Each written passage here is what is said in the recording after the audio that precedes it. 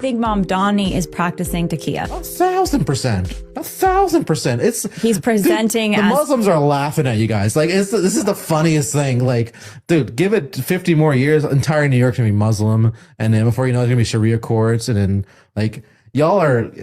It's like it's like shooting yourself in the foot. Like I can't even believe. And like you see Europe, you look at Europe, it's happening right now, and then you're like, oh, let's just do it here in New York. Like it's like no, like you have to stop. Like obviously Taqiyya is working, and they're doing an amazing job at it, and they're fooling everyone. Like, and all the Muslims are like so happy that's happening. Like this is the best thing that could happen in Islam, and he's gonna win because we're too stupid. Like, no matter how many times ex-Muslims will say, Taqiyya is a real thing, they are lying to you, they will take over within 100 years, no one's going to listen. Because we just assume that our God is the same as their God. We just assume that their God will tell them not to lie. But their God tells them to lie. White people, if you are white and you're listening to this, listen very closely. Lately, I've been seeing many of you complaining about Islam and the immigration and stuff like that. And I'm going to separate the white people in two categories. The Americans, Canadians, and Australians do not count because they are white people that live in a country that's not theirs. You guys have invaded those lands from the rightful owners. So when you guys get back to Europe, then we can talk. But for the European white people complaining about immigration and Islam, first of all, I want to tell you that Islam is going to take over every single square inch of the globe. And you guys might think that it's going to be us dark-skinned people that are going to take over. No, it's going to be your own people. As you can see how fast Islam is growing, in the next 10 to 15 years, every white person is going to have a Muslim member in his family. Nowadays you see white Europeans with blue eyes and blonde hair reverting back to the truth because they have finally seen the truth. The thing is, there's nothing you guys can do to stop it. You guys can hate Islam as much as you want, and I want to thank the Western media for spreading Islam. A lot of weak-minded Muslims think that the media is picking on us and bullying us, but really and truly the Western media is working with us. They have succeeded in spreading Islam, but intentionally. A lot of people did not know about Islam, but nowadays we are the most talked about religion on the media, and thanks to the Western media for spreading the truth. And so I want to say there's nothing you guys can do to stop Islam, nothing. And also, just to add it, the weak Muslims are the ones. Wait till what he has to say towards the end. That's where it gets particularly. Yeah, just to add it. Sorry about the noise. Just to add, it's the weak Muslims that always talk about Islam being a religion of peace. Islam is not. It's not a religion of peace. It does not mean peace. It means to submit to Allah, and it is a religion of justice. Put that in your head. It's the weak so-called Muslims, the cowards of this ummah, that claim that Muslims are religion of peace. What the hell? Clarify that as well. Islam is the religion of justice. We can be peaceful, but when it comes to it, we know how to defend our land, our religion, and our honor. 3 reasons why people believe conspiracy theories. 1 is when there's a lack of information. A conspiracy theory fills in that missing gap of knowledge. 2 is when something causes anxiety, a conspiracy theory helps you predict where that threat is coming from, so it doesn't feel so random. 3 is wanting to follow your in-group. So if your political party or whatever believes a conspiracy, then you are more likely to believe it. And the 4th reason is ego. People who believe conspiracy theories believe they are in a special group of independent thinkers who know the truth. They think they have a superior knowledge, while the majority of people are just sheep who are foolishly gullible and easily manipulated. And who wouldn't want to feel special? The world has divided into 2. One is Islam, and those who want to destroy that and destroy society. Look, Islam will enter every household, whether you like it or not. That we're seeing now right-wing bases. Who would have thought that Tucker Carlson of all people would sit there and be the #1 advocate against Zionism in America today. Candace Owens. Karima, inshallah, قولوا ameen. Candace Owens. Did you guys see the Ted Cruz interview where Tucker Carlson rips into Ted Cruz and just completely destroys him? Matt Walsh likewise, and there's a huge Marjorie Taylor Greene. But here's my point about the Ummah when you said that we've done everything we can.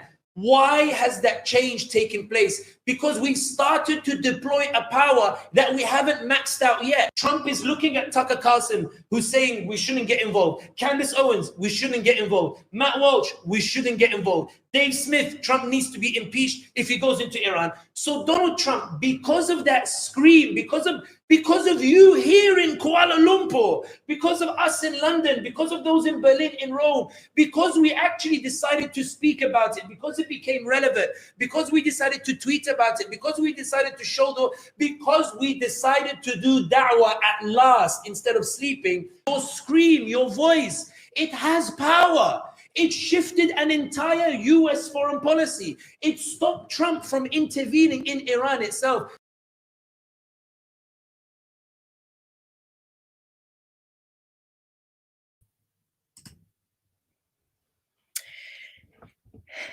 Now, the serpent was more subtle than any beast in the field. That verse isn't just talking about a snake in a garden, but it's talking about the power of deception. It's about what happens when God's people stop thinking critically. We stop discerning spiritually and start reacting emotionally. And right now, America is full of Christians who think that they're fighting the good fight. But here's the thing, they have already fallen for the serpent's propaganda. It's too late for some. You've already been propagandized, okay? If you have suddenly found yourself obsessed unreasonably criticizing Israel, if after October 7th, your ship suddenly became just fascinated and intrigued and drawn to Israel, you have already been propagandized. If you're demanding that its leaders, Israel's leaders, are held to a different standard than any other nation, you've already been deceived. The enemy has done his job well, as he normally does. He's been around humanity for a very long time.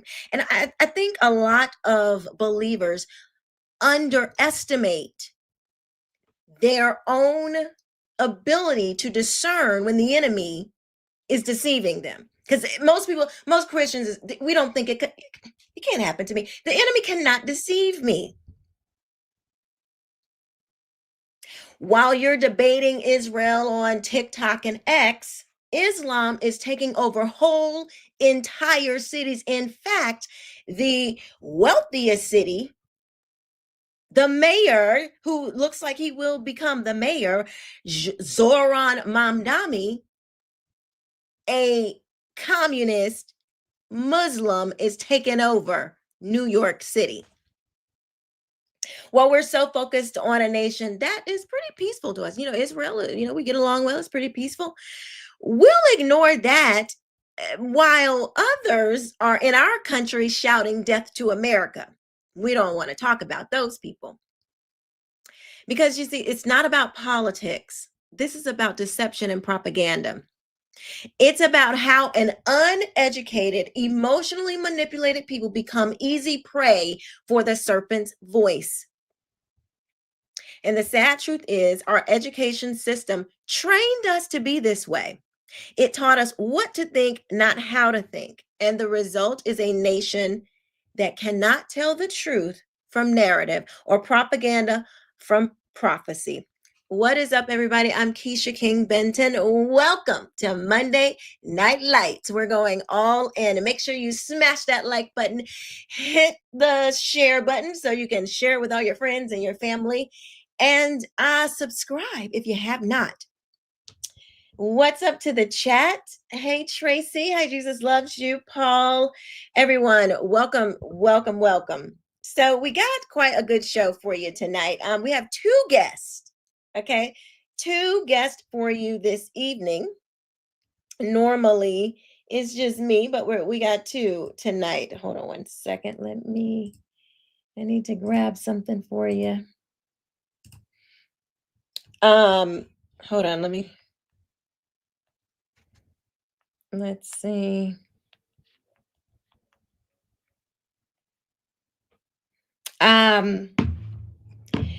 So I have been, and I haven't fleshed out this thought, but I have been thinking about Islam, and I think we need to pay a bit more to Islam, considering the end times. And I am not an end time, eschatology. I don't really do end time prophecy like a ton, or I don't get into the eschatology of it, because it's like, when it's there, and we will get it. But I have to, this whole Islam thing, it hasn't, how should I say this? I'm drawn to these four horsemen: the red, the white, the green, and the black horse that the Bible talks about. And I just think that we need to be paying a bit more attention to who is coming into our country. And why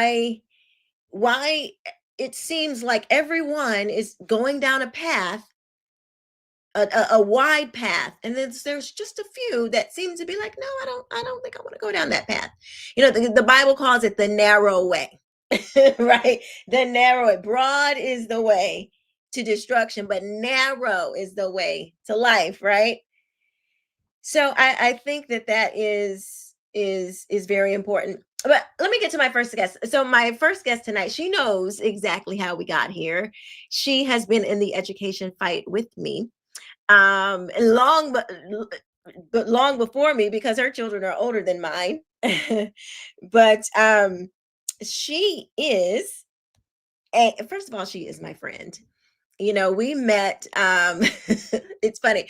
We met on Instagram. I always say, I'm like, how do people meet people on Instagram these days? Because I look at the kids and they meet people on Instagram, and I'm just like, you meet people on Instagram? But I have now met someone on Instagram, and she and her family are fantastic. So she is a wife of 25 years, retired homeschool mom. She's a veteran, okay? She is an author and entrepreneur, and she is currently the program director for LifeWise Academy right here in Jacksonville, Florida. And before I bring her up, I want to show you a trailer from LifeWise that is going to be in theaters October 23rd. We are all going to see it. We've made it a double date. So let me share this trailer with you, and then we're going to talk to Miss Rihanna Sanford. School, kids, Bible, somehow during school hours. You can't do that. That's illegal. Decades ago, the Bible was systematically removed from the public school day. There is still constantly Bible reading and prayer recitation in the public schools. The Supreme Court has made a judgment. Why do they put the battleground in the public schools? The most transformative book in all of human history, banned from the one place we educate 90% of our population. The Bible's impact is hard to overestimate. It's the foundation of modern science. Faith and common sense is really nonsense, and it is destroying all the beautiful things the Bible had brought to the Christian civilization. Yeah, it's a problem. But what if the separation of church and state has been widely misunderstood? And what if the solution to reintegrate the Bible into the public school day has been right under our nose for the last 70 years? It's not atheism that's going to bring peace to the world. The Bible as the key resource in every child's education is indispensable. There's a way to bring it back. Many call it a movement.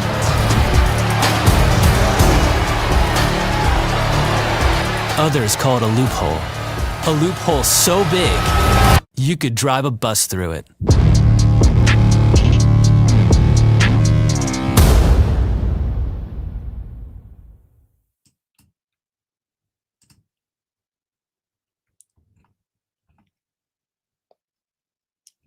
Oh, let's see. Okay.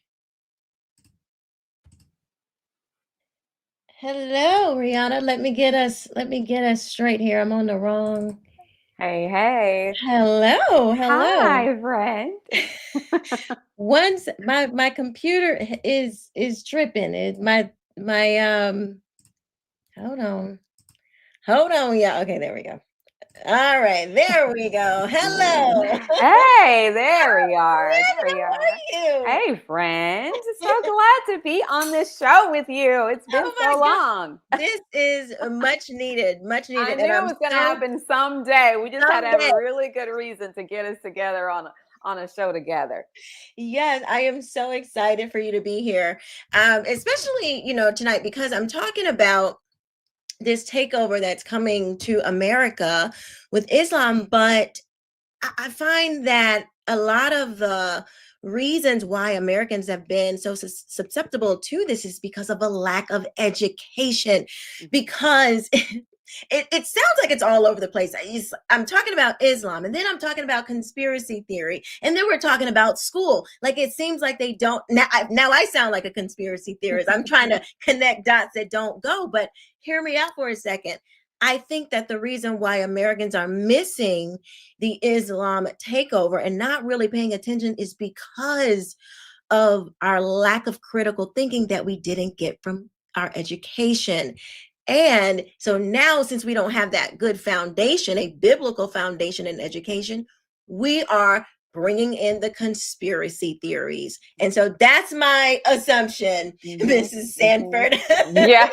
Is it in itself a conspiracy theory? Help me out. Mean, yes and no. I mean, it's a theory, obviously, but there's some truth behind it, right? There's some truth behind it because, and no pun intended, here with what we're going to be talking about tonight. But to be honest with you, like you said, there is a lack of education, and most of us came up in the public school district system, right? It was just what was common, with the exception of people like my husband who homeschooled most of his. It's like, you're weird. I was like, I never met anybody who'd been homeschooled for the majority of their right. But most of us came up in the public school district, and as we know, it's a pretty cookie cutter way of educating people. You homeschool, I homeschool. I know we kind of pulled our kids out of the public school district for different reasons, but one of the main reasons why I did that was because I did want to give them a good, solid foundation that would help to form their worldview.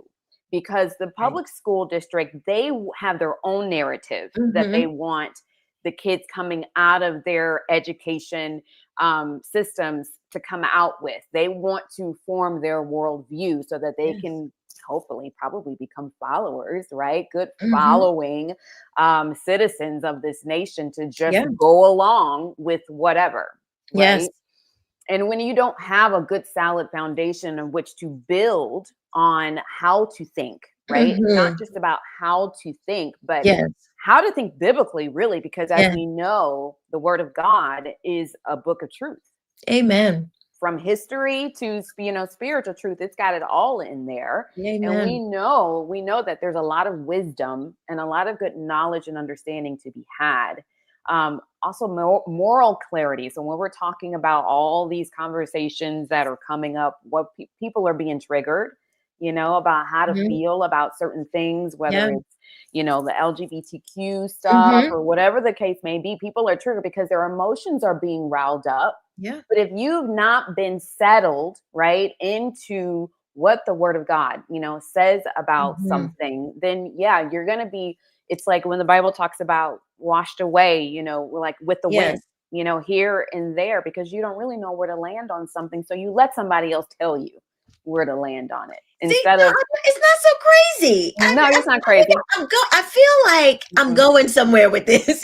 No, you are. Because if if we are rooted and grounded in truth, then when we hear these other doctrines, when we hear even the moral, just situations in society, when we're taught the right foundation, the first thing we're going to do is say, what does the Bible say about that? And it's going to get us back on track to make sure that we are not going off into these, doctrines of demons. Right.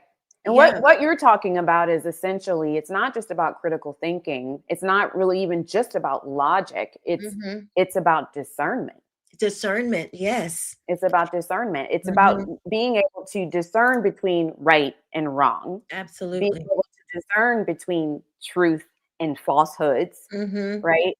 And so many of us, like I said, when we come out of a certain public school district, type of system, and by the way, that's very limited, right? That's a very limited way to learn things, because a lot of times they just want you to memorize information, right? But you're not really understanding the why behind the math and the science, or and so even if I just really quick, even the phonics, like sight words as opposed to teaching phonics. Right. Like if I teach you just how to memorize the word, you're only going to be able to read the words that you've memorized. But if I teach you how to sound them out, you can read anything.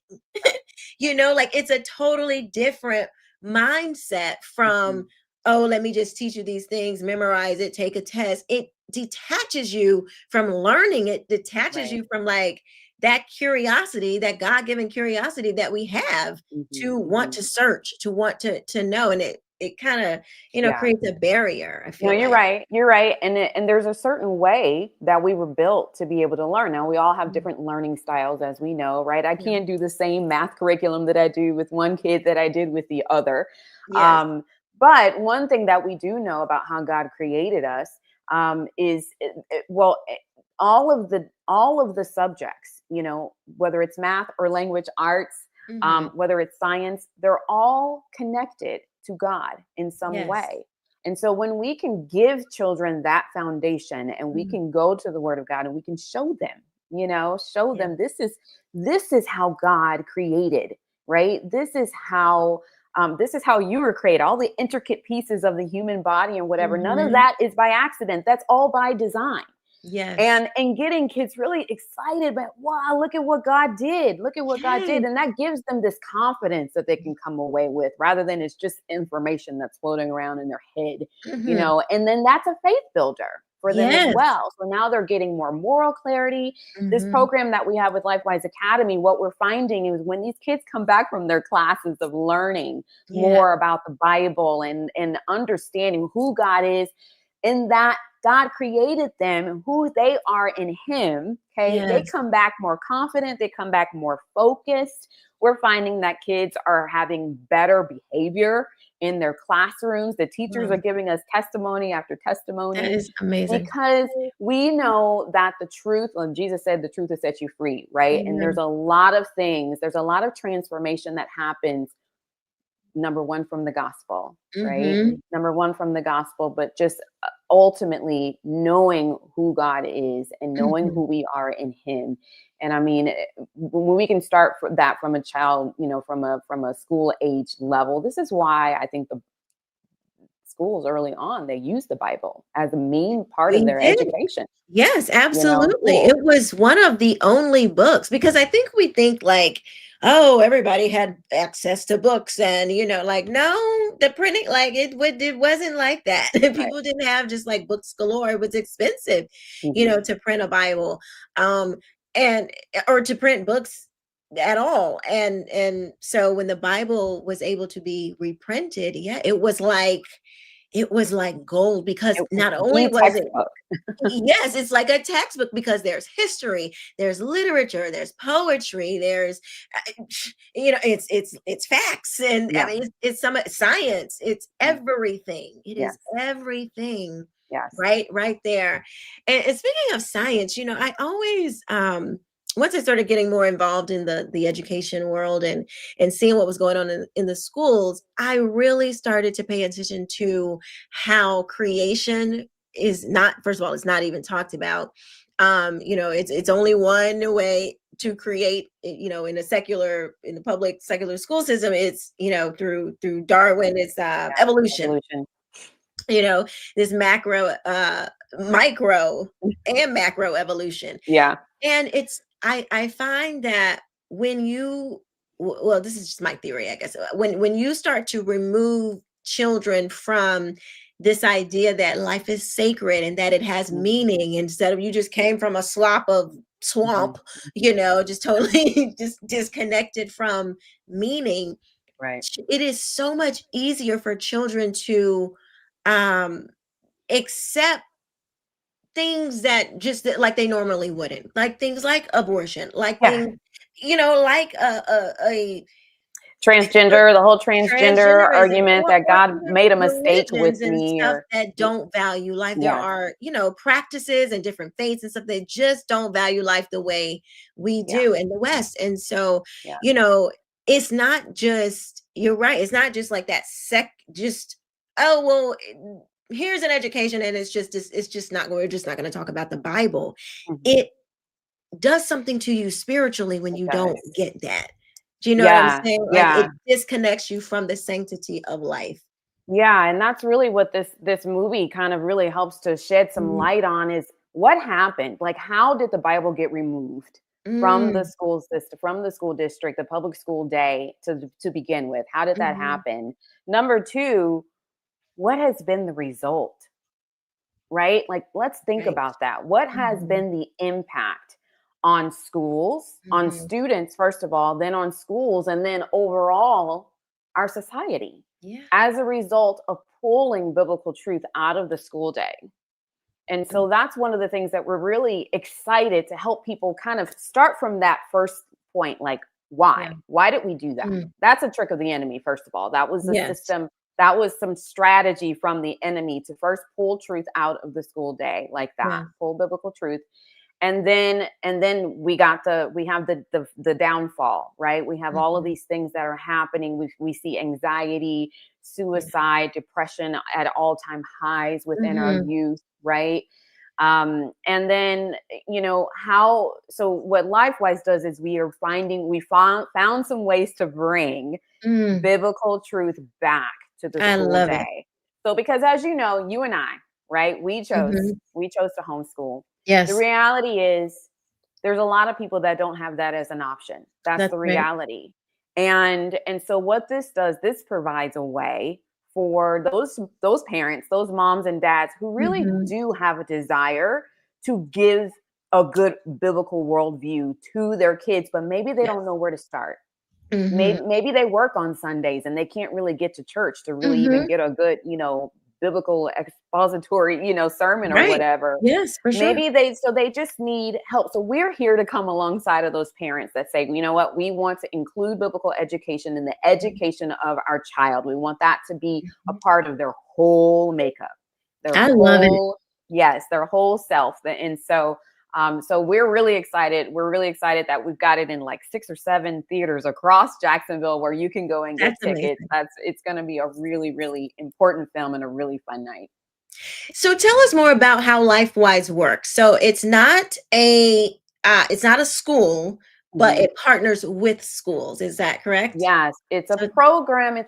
It's what we call a release time religious instruction program. And so most people don't know that there is a law in the it's a Supreme Court law. It's about 70 years old, this law, that basically says that children can be released from school for a time to receive religious instruction. Oh, wow. Okay. And in the state of Florida, you're actually a shall state. So that just means that regardless of if the school district is, for it or not for it, parents have this right to have their children released to get biblical education. So think about it. Some religions that have been using a rule like this for a long time would be like Church of Latter-day Saints, okay, where that's a really, really, that's, really, I guess, kind of pinned down deep in their education system is religious instruction. And so basically what we do is we partner with the schools to give this biblical education, but we also partner with churches because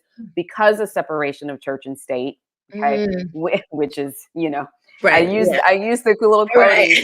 quoting because in order for it to be legal and follow the Supreme Court law, it has to be privately funded and it has to be community driven or parental permitted. The parents have to give them permission to be a part of this program, and it has to take place off school property. So that's the name of the movie, Off School Property. Yes. And then that allows us to be able to schedule a day or in the time for the different classes to take place. We come and get them on that scheduled time, take them to a nearby church so that they can learn their Bible education class or Bible-based character education class. And then we take them back to school to finish whatever other studies that they have. And so we don't ever really do it during like a core instruction class, like math or anything. I do think that biblical education would be a core class, right? But for the rest of the word about us pulling them during math or something like that, that's not happening. It'll be like during an elective or a special or resource or something like that. And so this is going on 8 years. This program has been going on, started in Ohio, and came live in Florida last year. So we have 4 programs that are live here in Florida, and Duval is right around the corner. We're about to launch here. We're so excited. I am so excited because having children and listening to their friends, maybe who are still in public schools, and you can just hear the need of a biblical foundation. Like I'll hear my kids having a conversation with their friends, and you can really tell the kids that have had like a more biblical education and the ones who haven't.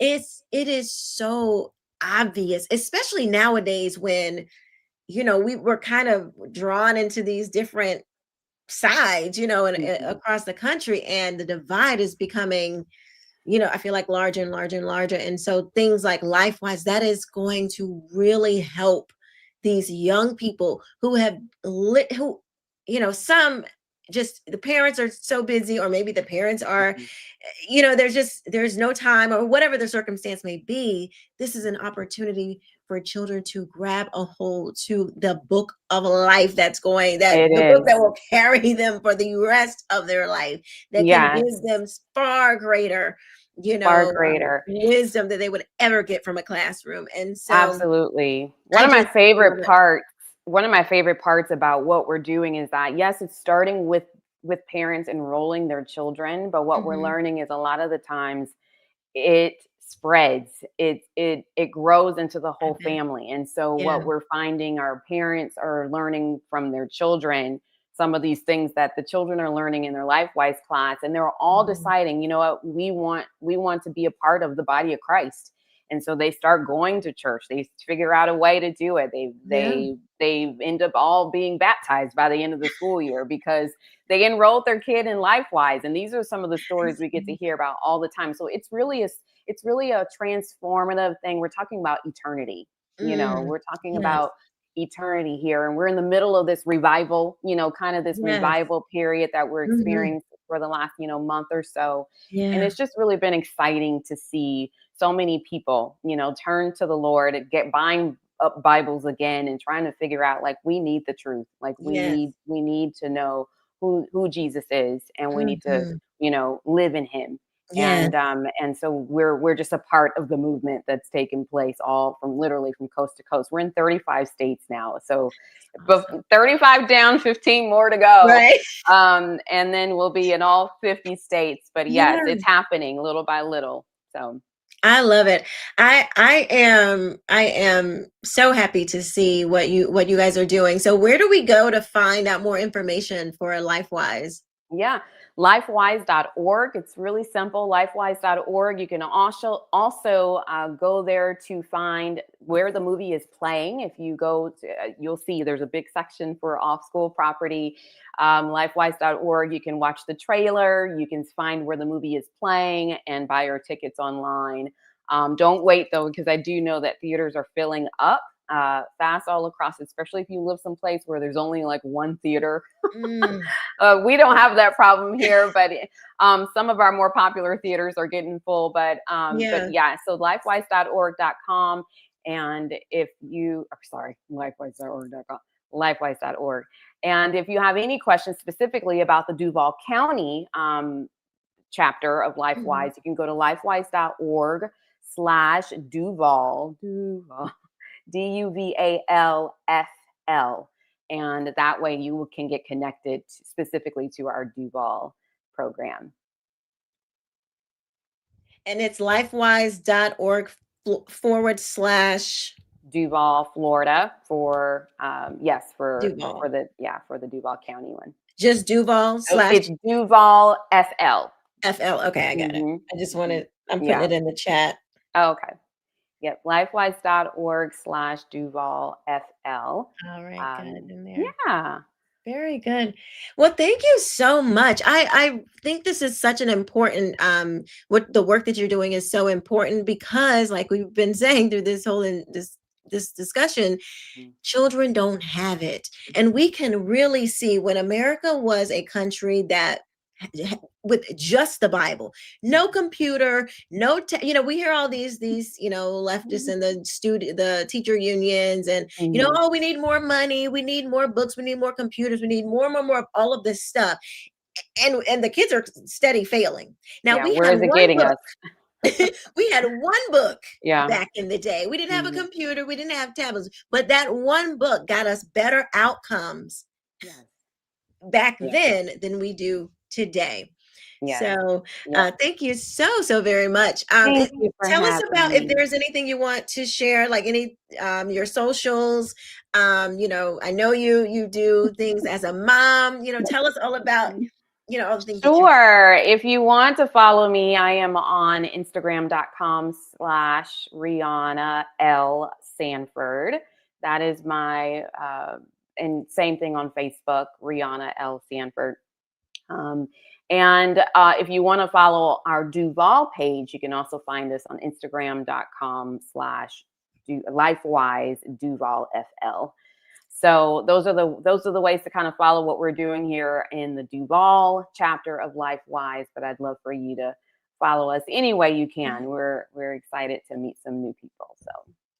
Thank you so much for sharing all that information with us. I'll make sure to put all the information in the chat in the description, and it's already in the chat. Okay, but thank you, friend. We have to do this again. We're going to talk about different things, and if you have any updates for us with life. I'm an open book about all kinds of things. So you call me on any time, sis. Yes, I would love to. As I'm sitting here talking to you, I'm like, we could have a lot more conversations about things. So I will definitely love to have you back on. But thank you for joining us tonight. And I will see you on the 23rd. All right, ma'am. We're going to have a blast. Yes. Thank you. Bye. Bye. All right, you guys. Miss Rihanna Sanford, you guys follow her. She's amazing. We have my good friend Chuck Littleton, who is going to come on and discuss with us the rise of a few things. The conspiracy theory, the conspiracy theories, Islam's takeover, and how if you are truly believing that, your focus is all on Israel right now, and you're not even paying attention to what's going on in Israel, you've already been propagandized. There's so many people, I think we forget, most Americans go through the public schooling system.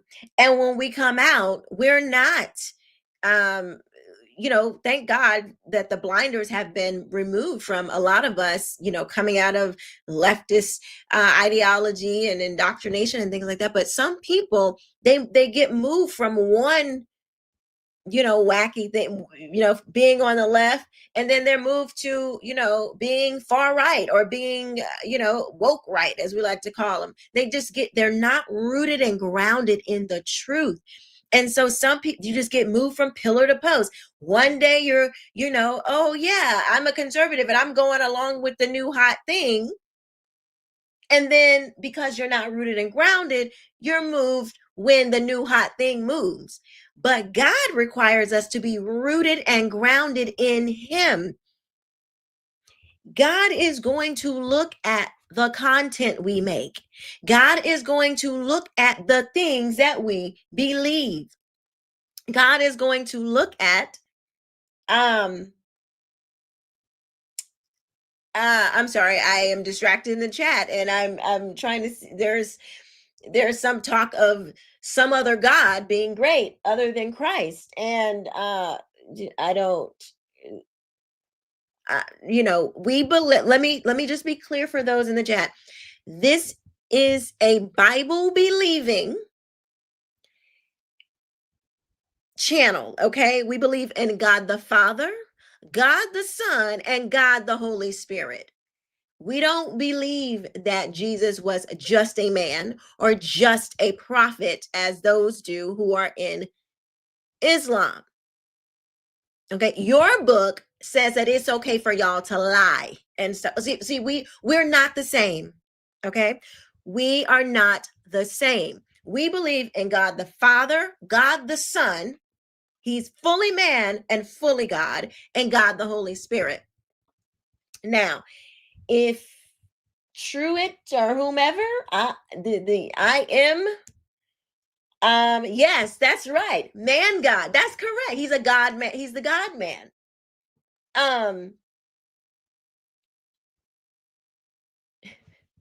Because Allah, this is what it says. Truett says, Allah is all powerful, all seeing, all hearing. He knows our intentions because Jesus wasn't this.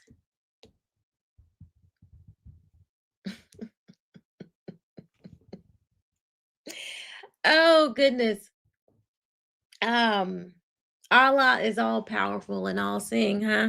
That's what you believe? So how come, where was your Quran? Because the Quran didn't come into existence for quite some time. The Bible was long before a Quran was even thought of. You really want to go there? Like, do you really want, I don't think you really want to put the King of Kings and the Lord of Lords to the test. I don't think you want to do that, because Allah, that's a false God. He's a false God. He's not the true and living God. See, my God does not require for us to take life or be, to take over the world, by taking life and stuff. No, our God he died on a cross for us, and he rose again, defeating death. And I would see the false gods. They were one of the ones who got defeated when Jesus got up out of the grave. All the false gods got defeated. So Allah, Shamash, Kamash, the Canaanite did it. All of them, every last one of them have been defeated already. So I don't, you might want to get on the right boat, because your book is quite lacking. Even Muslims, will share, that the Quran was written hundreds of years after the Bible. It draws from the Bible. You're just clinging on to something that was already, I mean, it's just like, that's kind of what the devil does. He always tries to imitate and replicate and try to, steal basically what God has already done. And so your God died but defeated death. No, my God, yes, he laid his life down and he picked it up. You forgot that part. He didn't just die, but he rose again. That's when he defeated death. That's how that works. See, when sin came into the world, because your book doesn't teach you these things, I'm going to teach you how life happened and why Jesus had to do what he did. So when sin came into the world, because there was disobedience with God, from God, something had to die in order for death to be defeated. And the only thing that could defeat death is a sinless, perfect life. And so God, in all of his infinite wisdom, he knew what man was going to do. He knew what the enemy was going to do. And in his perfect wisdom, the one that is truly all-knowing, the one that is truly omnipotent, the one that is truly omniscient, he foreknew what man was going to do. So he sent his son, his only begotten son, to die for all of humanity and rise again and ascend to the Father. And then he wasn't even done. Then he sent his helper. He sent the Holy Spirit to lead and guide us throughout the earth. Our God is a God unlike any other. He loves and he cares for his people so much that he left us an instruction book, so much so that he gave us the Holy Spirit to discern who those false gods are, to discern when false gods try to lead us off into things that are not of him, and to see when something like Islam is attempting to take over the West, the Christian nation.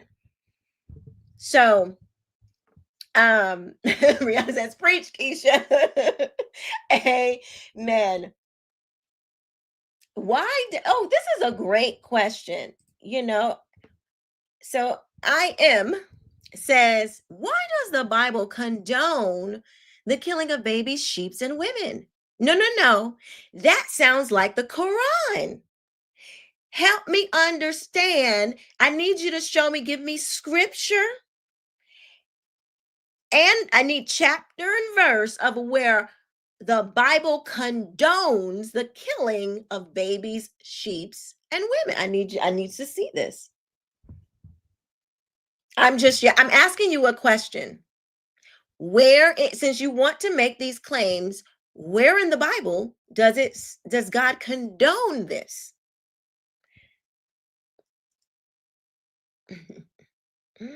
Oh, bless your soul. Bless your soul. No, Islam will be defeated, just like atheism, just like the left, just like all others. You're not getting no 72 versions. I'm sorry to tell you. None of that stuff is going to work out for you. I would highly suggest you put your trust and faith in Jesus Christ alone. Because the Quran, none of those words they don't give you life. They're not transforming. The words of the Bible are literally transforming. If you read it, you'll be transformed. Could you be Mahdi? The Mahdi? Probably not. I don't know. If you don't know, then how am I gonna know?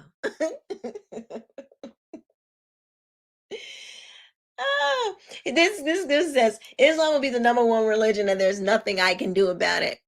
I see y'all, this is where y'all got it confused. Our God, he don't make us we don't have to do anything. That's the thing about, see, y'all got to go and do this and do that and try to prove yourself. See, our God doesn't work like that. I don't have to do anything because he already did it. That's the difference. We are not the same. Our God, the God of Abraham, Isaac, and Jacob, knew that we could not possibly do what it took to be reconnected with an all-holy God. And so he sent his son to die for us and rise again. And all of those who believe in him will never perish and we will have everlasting life with him, with God. And guess what? We get to judge the false gods. My God is so dope. We, the saints, we're gonna sit back with Christ because we believed, and sit with him in eternity and watch from the balconies of heaven and judge.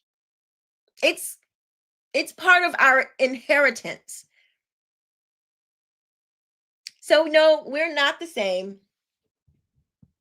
So there's nothing you can do about it. There's nothing you can do. But here's what you can do. You can put your trust in Christ alone, and the truth shall make you free. It is unlike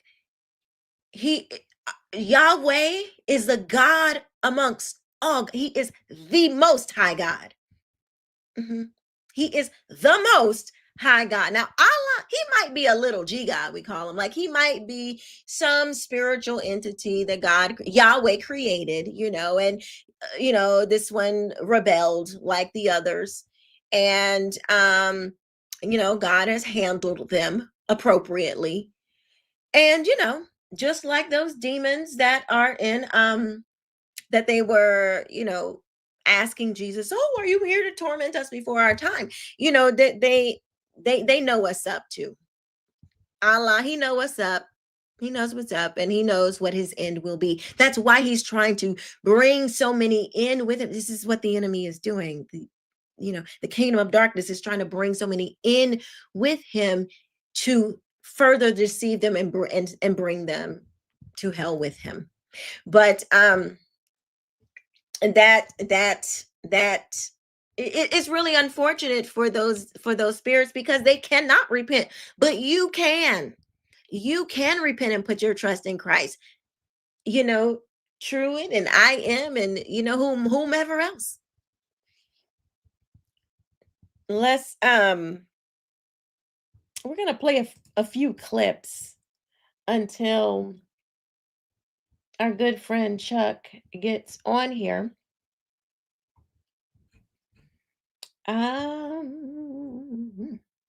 Where?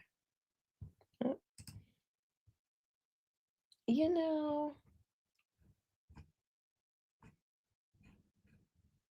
Here, I guess I'll do it like this. There is more than one way to skin a cat.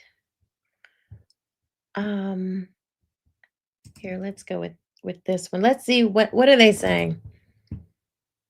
Extremist, Islamist, fundamentalist, I would only vote left. Why is that? I saw them as very stupid.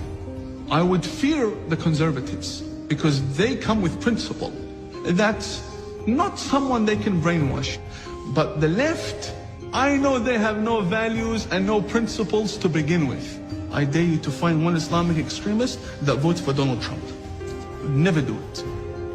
They'd give their vote to the leftist who wants to run around in pride parades. And Islamic extremists are against gays and homosexuals and transgenders, but they want the left to go and get busy with that. They want them, go speak about the climate, go speak about abortion, go kill yourselves, go do that. And Omar, she's fighting for abortion rights and all the other, my body, my choice. Yes, go do that, But would she have an abortion? Never.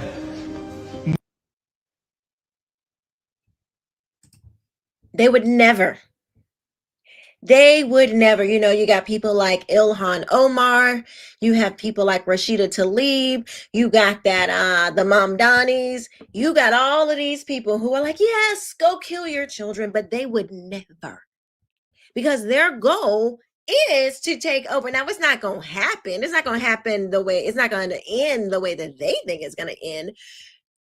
But it's going to appear that they are taking over and winning.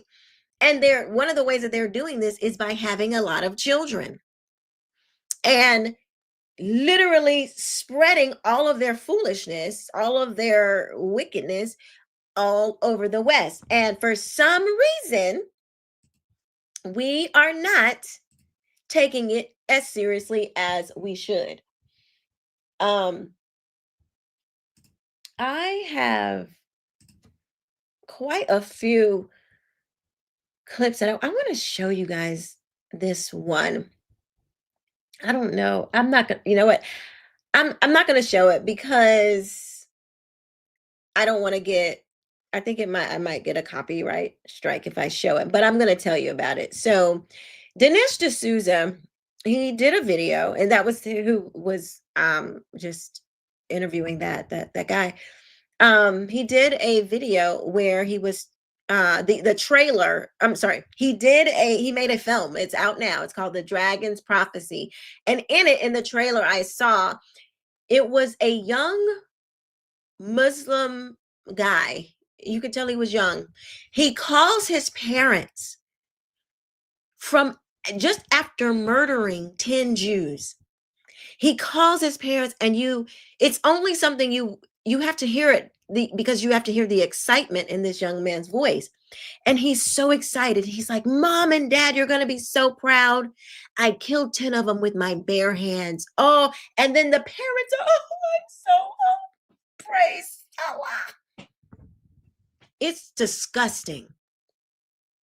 But it puts you in the mind of who these people really are and what they really want, even though they've been screaming death to America, they've been screaming this stuff, forever. But still, I don't know. Americans don't seem to understand that these people don't really rock with you and they don't want you alive. I don't get it. I don't understand it. Let's see. Who is, let's see.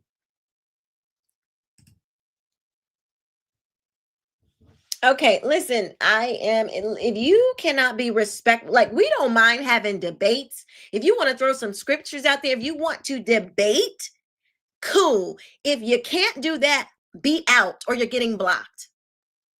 We do debates, but we're not going to do name calling and all of this. If you don't have anything of value to add to this conversation, just dip, because you're just being annoying and you're just going to get blocked.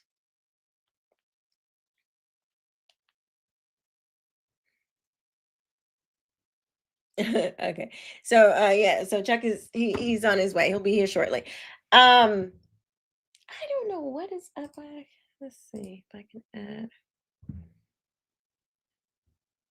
this video.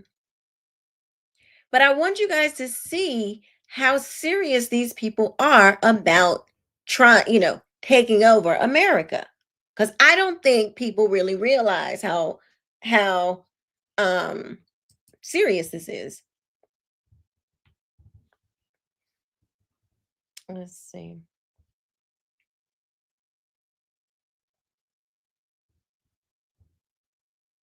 Oh, I think my video is too long. We'll try to add it this over here. To you to be a part of Islam here in the United States? Well, I think Islam is a religion for the humanity, for everyone. Islam in America growing, it's not something to do with us, it's something to do with God.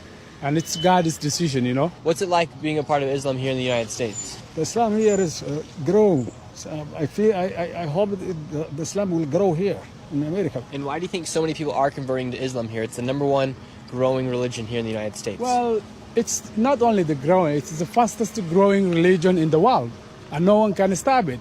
It looks like it is the best and the final religion to humanity. So if you don't accept it, that's up to you. Islam is the #1 growing religion here in the United States. Yeah. Why do you think that is so? Because of the great influx, #1, of the immigrants that we had. Secondly, some people start to see that the Islamic people in general really hold some good, true value. You know what I'm saying? Their values are really tight with how they take care of the family and how they see things that way, which is a very good, strong thing. Yeah, they're just taking care of their families. They're just good moral people. I mean, and some of them are. I am not trying to. Don't get me wrong. Some of them are. But Islam, I'm talking about the ideology, the beliefs of Islam, that's where we have a problem. And my good friend Chuck has just entered into the building, and y'all know he is just so well versed on all of this stuff. And so we're going to talk to him, because I wanted to talk to him specifically about Christianity and the takeover. What's up, Chuck? How are you? What's up? Doing well. I'm kind of thankful for I am, because when you ended your conversation with Rihanna, I got a bit nervous because I wasn't ready to cam up yet. I'm like, oh shoot, she early, she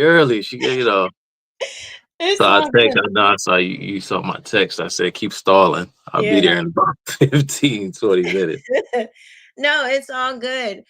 As you know, we've been talking behind the scenes about Islam and this focus on Israel, but not thinking about Islam. So, you know, and I've shared with you how I'm starting to, I told Rihanna, I'm like, I'm starting to be a conspiracy theorist myself, because I'm like, okay, you got Islam over here, and you got like the red horse, the black horse, the white, you know, all these horses, and it's the same colors of the flag, and you know, all the stuff that we've been talking about.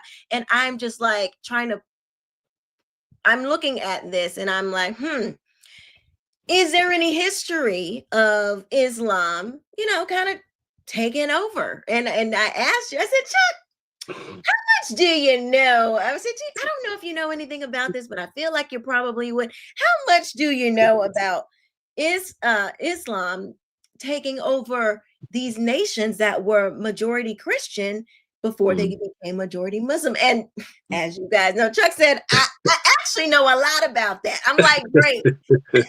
Because that's exactly what I want to talk about. Because let me just frame this up for you. We see a lot of people that are focused on Israel.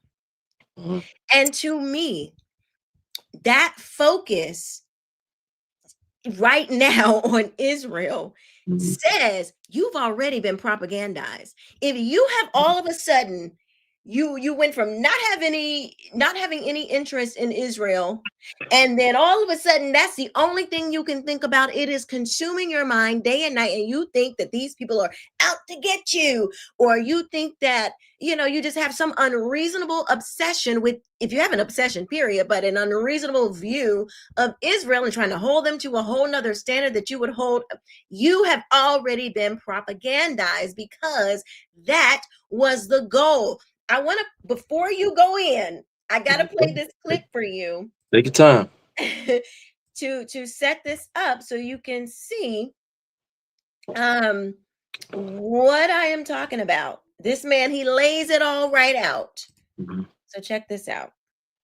Seeing now right-wing bases, who would have thought that Tucker Carlson, of all people, would sit there and be the #1 advocate against Zionism in America today? Candace Owens, Karima, inshallah, قولوا آمين. Candace Owens, did you guys see the Ted Cruz interview where Tucker Carlson rips into Ted Cruz and just completely destroys him? Matt Walsh likewise, and there's a huge Marjorie Taylor Greene. Sean King said to me when we were in the car once, he said, Sammy, you don't understand who Marjorie Taylor Greene is. She's the representative of the most racist area in Georgia. African Americans were told not to go to her area. She's now one of the loudest advocates against Zionism. But here's my point about the Ummah when you said that we've done everything we can. Why has that change taken place? Because we've started to deploy a power that we haven't maxed out yet. Trump is looking at Tucker Carlson, who's saying we shouldn't get involved. Candace Owens, we shouldn't get involved. Matt Walsh, we shouldn't get involved. Dave Smith, Trump needs to be impeached if he goes into Iran. So Donald Trump, because of that scream, because of you here in Kuala Lumpur, because of us in London, because of those in Berlin, in Rome, because we actually decided to speak about it, because it became relevant, because we decided to tweet about it, because we decided to because we decided to do da'wah at last instead of sleeping, what happened was Trump instead went to the Iranians and said to them, listen, I need a way out. I'm going to send 2 bombers. They're going to bomb, but what did Israel say? These 3 sites. Your scream, your voice, it has power. It shifted an entire US foreign policy. It stopped Trump from intervening in Iran itself. And this is the whole point. When people say, why come to Kuala Lumpur? Why go to these places? It's because the power is not there like you think it is. The power is here, even though I think you guys are here. We are achieving results. They said that when Trump comes to power, it will be disastrous, like for Muslims in America. Mahmoud Khalil, arrested. Sorry, I'm going to speed it up. One second. I just want this last piece. A bill where the Attorney General would have the unilateral right effort, and it's working. And you went to America. You've seen those Yemeni cafes. Oh my goodness. These places are packed until 2 a.m. And they're everywhere in America. And Yemeni cafes like it. So I went, I said, guys, how did you succeed? Like, give me the secret. I'd love to see a Muslim, like cafe succeed in the UK in this way. They said, Sammy, when... So he goes in to talk about like finances and stuff. But the point was, he is basically saying we have used our messaging. We have used TikTok. We've used X. We've used just spreading the message, propaganda, because all of this after October 7th, the messages that you were pretty much getting came from Hamas. It was a whole a mass effort.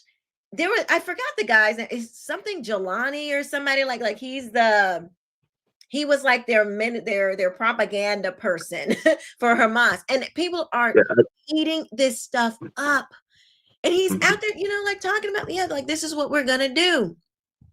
So I guess my whole what we are here to discuss is the takeover that happened before, because I don't think that people in the West believe that this can happen again.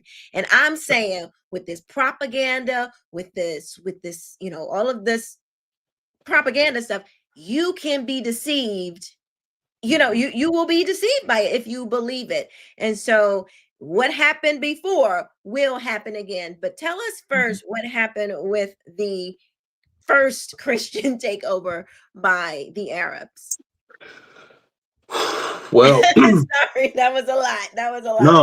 No. It was good stuff. I was good stuff. I just want to say, I'm like slowly becoming known for this, right? Speaking out against Islam and defending the Jewish state, and I don't mind at all. I'll just say, just before I answer your question directly, just to give a bit of background, I am fascinated by 20th century Cold War intrigue and the war between East and West. From the time of the October Revolution of 1917 all the way up until the fall of the Soviet Union in 1991 on Christmas Day. And what really got me into this and what really got me involved in trying to fully unpack and fully understand Islam is when, throughout the course of my studies, when it came to communism, Leninism, Marxism, the Soviet Union, and so forth, it was when I found out how intimately linked the Palestinian movement was to the Soviet cause, and how the identity, this forged Palestinian identity, was created directly by the Soviet Union and the KGB. And about how this manufactured document that is known to the world as the Protocols of the Elders of Zion was too, in fact, a Russian forgery. And it really, I started to pick up on this, because a lot of people, even, some conservatives, especially, who are so fixated on communism, and understandably so, they look at the socialist origins of the creation of the state of Israel. But what they don't fail to realize is that, over time, more or less, there have been times, depending on the governing bodies in Israel at any given time, whether more free market versus more collective economics or state planning of some kind was implemented, because, surprise, surprise, Israel is a relatively free place. And so the pendulum swings back and forth. There are ebbs and flows. Right now, as a matter of fact, in Israel, they have seen unprecedented, an unprecedented environment of this kind of laissez-faire free market capitalism that many of us here, so-called conservatives in America claim to champion. It's what they have in Israel, more so than they have at times in the past. And, without going into the history of the kibbutz or kibbutzim and the politics there and what have you, the reality is that from the time Arab liberation rose, due in large part to the complacency or the creation or instigation of the British Crown during the mandate for the creation of a Palestine after the First World War, once Arab liberation sprung up, right, and we saw the rise, if you will, of the first leader of Islamic liberation in Palestine, the Grand Mufti, the Soviet Union. But a mufti is a leader. It's like a leader. A leader, like a religious figure, leader. Kind of like the he was sort of like the mayor, if you will, of Jerusalem.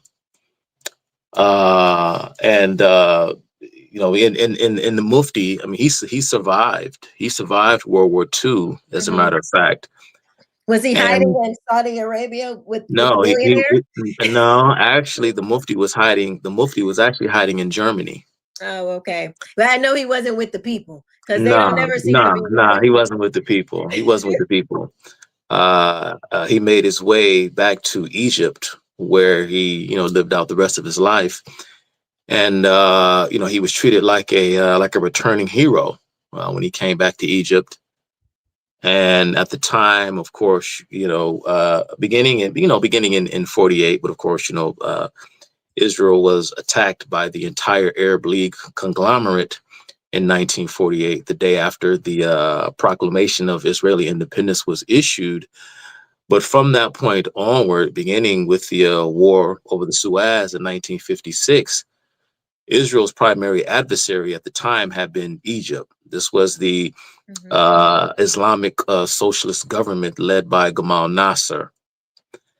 And one of Gamal Nasser's underlings in his regime was, of course, the infamous Yasser Arafat.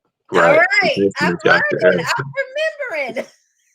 Right. And of course, with the forging of his birth records to give him a fake Palestinian identity. And I say all of that because, to circle back to a lot of so-called conservatives, their issues with Israel was its socialist origins. But the fact of the matter is that the Soviet Union took the side of the Arabs in the conflict for one reason, and for one reason alone. Is because they viewed Israel as a Jewish ethno-state, and they resented Jews then and now for their religiosity, more or less. And, it's one of the things that really vexed Stalin shortly before his death was the fact that the Jews refused to relinquish their fidelity to their Jewish customs and traditions, whether it be the Yiddish language or just their religion, right? And so people tend to I don't know, I just always find it strange that in the name of communism or something loosely connected or related to it, people hate Jews or hate the state of Israel, when in fact the international communist movement, through its weight and its support, behind the Arab world over the Jews, and that's something that we'll get back to. But I just wanted to give some background on that, because you can see up until this very day the partnership between the left and Islam.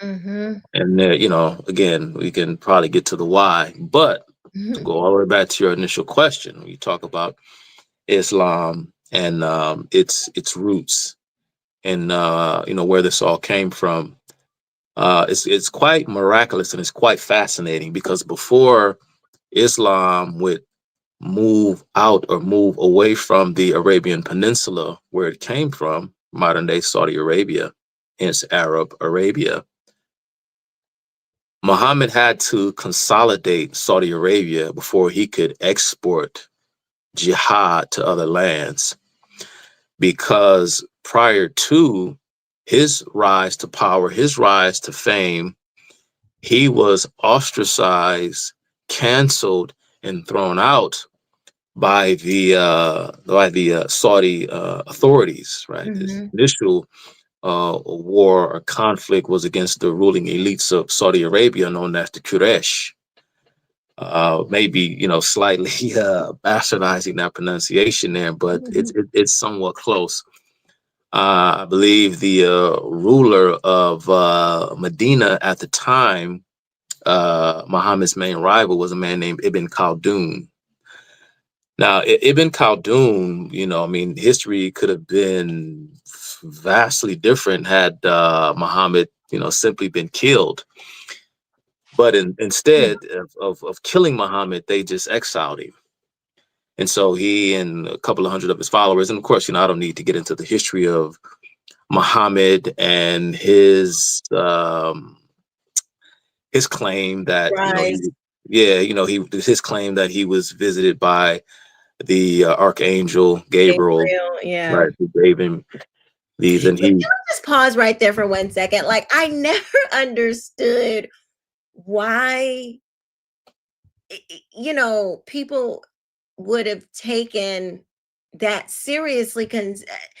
I guess I'm looking at it now because everybody didn't have Bibles and books and things like that back then. So as word traveled, I guess I don't know, but this Johnny come lately, it's like, oh yeah, Gabriel visited me, like and then I'm gonna create this whole thing that is totally not consistent with what everybody knows. Gabriel comes from the I hate to say it, the Judeo-Christian book, but what Gabriel is saying to Muhammad is something it's not compatible. You know what I'm saying? So why I never understood why people would believe it. I don't get it. Well, we'll see. Well, the claim, one of Islam's central claims, of course, is that Jews and Christians, we corrupted the scriptures. You understand? And Muhammad came to set everything straight. And let me issue a correction. The leader of the Quraysh during the time of Muhammad was not Ibn Khaldun. His name was Abu Sufyan. My apologies for that. Ibn Khaldun was like a 6th century Arab philosopher whose works I've been reading over lately, just to get an insight into the mind of the Arabs. Because you have to understand too, it wasn't just the spread of Islam; it was also the spread of Arabism. And what came out of the Arabian Peninsula, along with Islam, was this notion, this sense of Arab supremacy, which is why the Arabs, even though, they forced all those to whom they encountered to convert to Islam at the point of a sword, those who were not Muslim, or I'm sorry, those who were not Arab, were considered in many respects inferior. You look at, for example, the most successful and well-noted case of ascension within the House of Islam would have to be the Seljuks, right? They were a clan of Turks who began their sojourn within the House of Islam as slaves, because before the Turks would take over to become the caliph, if you will, And of now, what is the Islam. caliph? That's the what is It's that? it's it's it's, it's the caliph is the successor, the one. It is the person or main empire, state, or what have you, to be the all encompassing, like the central authority Okay. of the whole of Islam. Gotcha. Right. Okay. So when you hear, I was listening to some of the clips that you were playing, and I kept hearing the guy there. He kept using this term Oma. Mm-hmm. And the etymological root of the word Oma is mother. So what they're saying is sort of it's almost like in a colloquial sense, they consider themselves to be family. They all come from one family because they all come from one mother. Now, of course, that's not literal. Of course, if you set aside the inbreeding and whatnot, but they consider themselves to be all part of one family. Yeah. So to go back to the tale, to go back to the story, Muhammad, and I would be remiss if I didn't mention the fact that there are some historians and researchers who suggest that that Muhammad was completely invented, that he never walked the earth. But there are some people who claim Christ never walked the earth. So we'll just set that aside and let's just pretend everything is above board, because right here we are today, and billions of people believe in both faiths respectively. So let's just not go down that rabbit hole. So Muhammad takes, because initially he was only able to gather his close friends and family members around him. So essentially he was a small time cult leader. Right. That's what I've been. Yes. And he didn't have a big following at first, and they were gonna kick him out or something. But then he started to. They kicked him. Yeah, they kicked him out. They kicked him out of Mecca, and he was sort of sequestered, or he fled and sought refuge in Medina, where he sat back, waited his time quietly, so that he could retake Mecca once he was strong enough. And that is precisely what he did, because what he did was he was able to convince his followers, because you have to understand that, you're dealing with by today's standards, very antiquated very antiquated sensibilities. So here comes Muhammad, this charismatic leader, this charismatic warlord, this war general, who have convinced these people, have successfully convinced these people that get this. Now, let me make this as simple as I possibly can. The things that you already like to do, Allah has divinated. He has sanctified those things. He sanctified the things you already like to do, which is kill and war and have sex and to steal and do all the things. And but lie. Right, but you must do it in the cause of spreading the word of Allah. Wow. So, all right, well, we're good. Sign me up. Right. You mean I don't have to change? I don't have to say like the Christian doctrine or the Hebrew doctrine. I don't have to restrain my passions in order to be moral. I can do all the things that I was already doing, but I can just simply say that I was doing it in the cause of spreading the word of God. And that's how that worked. And to cut to the chase, so they were able to eventually, the Mohammedans, or the followers of Muhammad were eventually able to overtake Abu Sufyan, come back into Mecca. The Quraysh, these were Saudi Arabian pagans. I'm not exactly sure on what their religious system was, but they did not believe that Muhammad was who he said he was. But he comes back, he violates a treaty that they had established between the two of them, called the Treaty of Hudaybiyah. Now, specifically in Islam, Muhammad states that it is okay for a Muslim to agree to a treaty, and he can break whatever treaty or whatever agreement he wants whenever a better one, or whenever the opportunity presents itself to get a better deal or to do something that benefits them. So Muslims are explicitly instructed by Muhammad not to allow themselves to be beholden to any treaties. So that's useless, right? It doesn't matter. So they take over Arabia. Muhammad dies in 632. Now, Muhammad dies in 632. The Muslims, they travel north into what is called the Middle East today. All of that land, all of that territory was Christian. They go two ways. They go into the Middle East and they go into the fledgling Persian Empire. Because at that time, both Persian and Roman empires had been severely weakened by years and years of fighting. I talk about this briefly in one of my recent live streams when I talked about Iran. I call it the true Satan. And I know I keep telling y'all I'm gonna come back and finish out that series, and I haven't been able to do it. But their part one is up there, and because of the ongoing, I mean, you have to understand that the Persians and the Greco-Romans have been feuding for centuries. This went on, and by the time the Persians were finally defeated by the great defender of Rome, Emperor Heraclius. I think his name is properly pronounced Heraclius, but tomato, tomato. Heraclius was in his dying days. He was a weakened emperor because he had been waging this ongoing war with the Persians for centuries. And there is a famous hadith, and I actually quoted this. So a hadith is a what? These are the quotations of Muhammad. So these are things that Muhammad said to others, some of his followers, and they wrote these things down. These weren't things that were inspired or transmitted into him by the Archangel Gabriel. These were just his opinions and his philosophies and things of this nature. Okay. You know, the lessons of Muhammad, his life, and so on.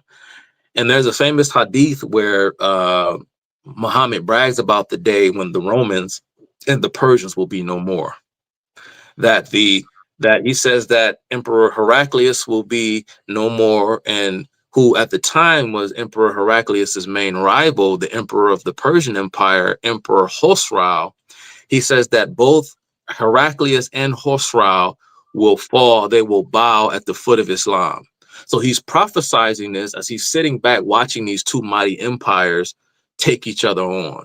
Because prior to, of course, the Greeks and what they had did, you know, the Persian Empire was so massive that the Persian Empire had reached all the way into Egypt. But by the mid 7th century, Egypt was now Roman territory because Alexander the Great and the Ptolemy and the Seleucid dynasty had split the empire that was created by Alexander the Great when he eventually defeated the Persians, you know, way back when. This was Alexander of Macedon or Alexander the Great. This was his crowning achievement. So Islam comes out of Saudi Arabia at this time.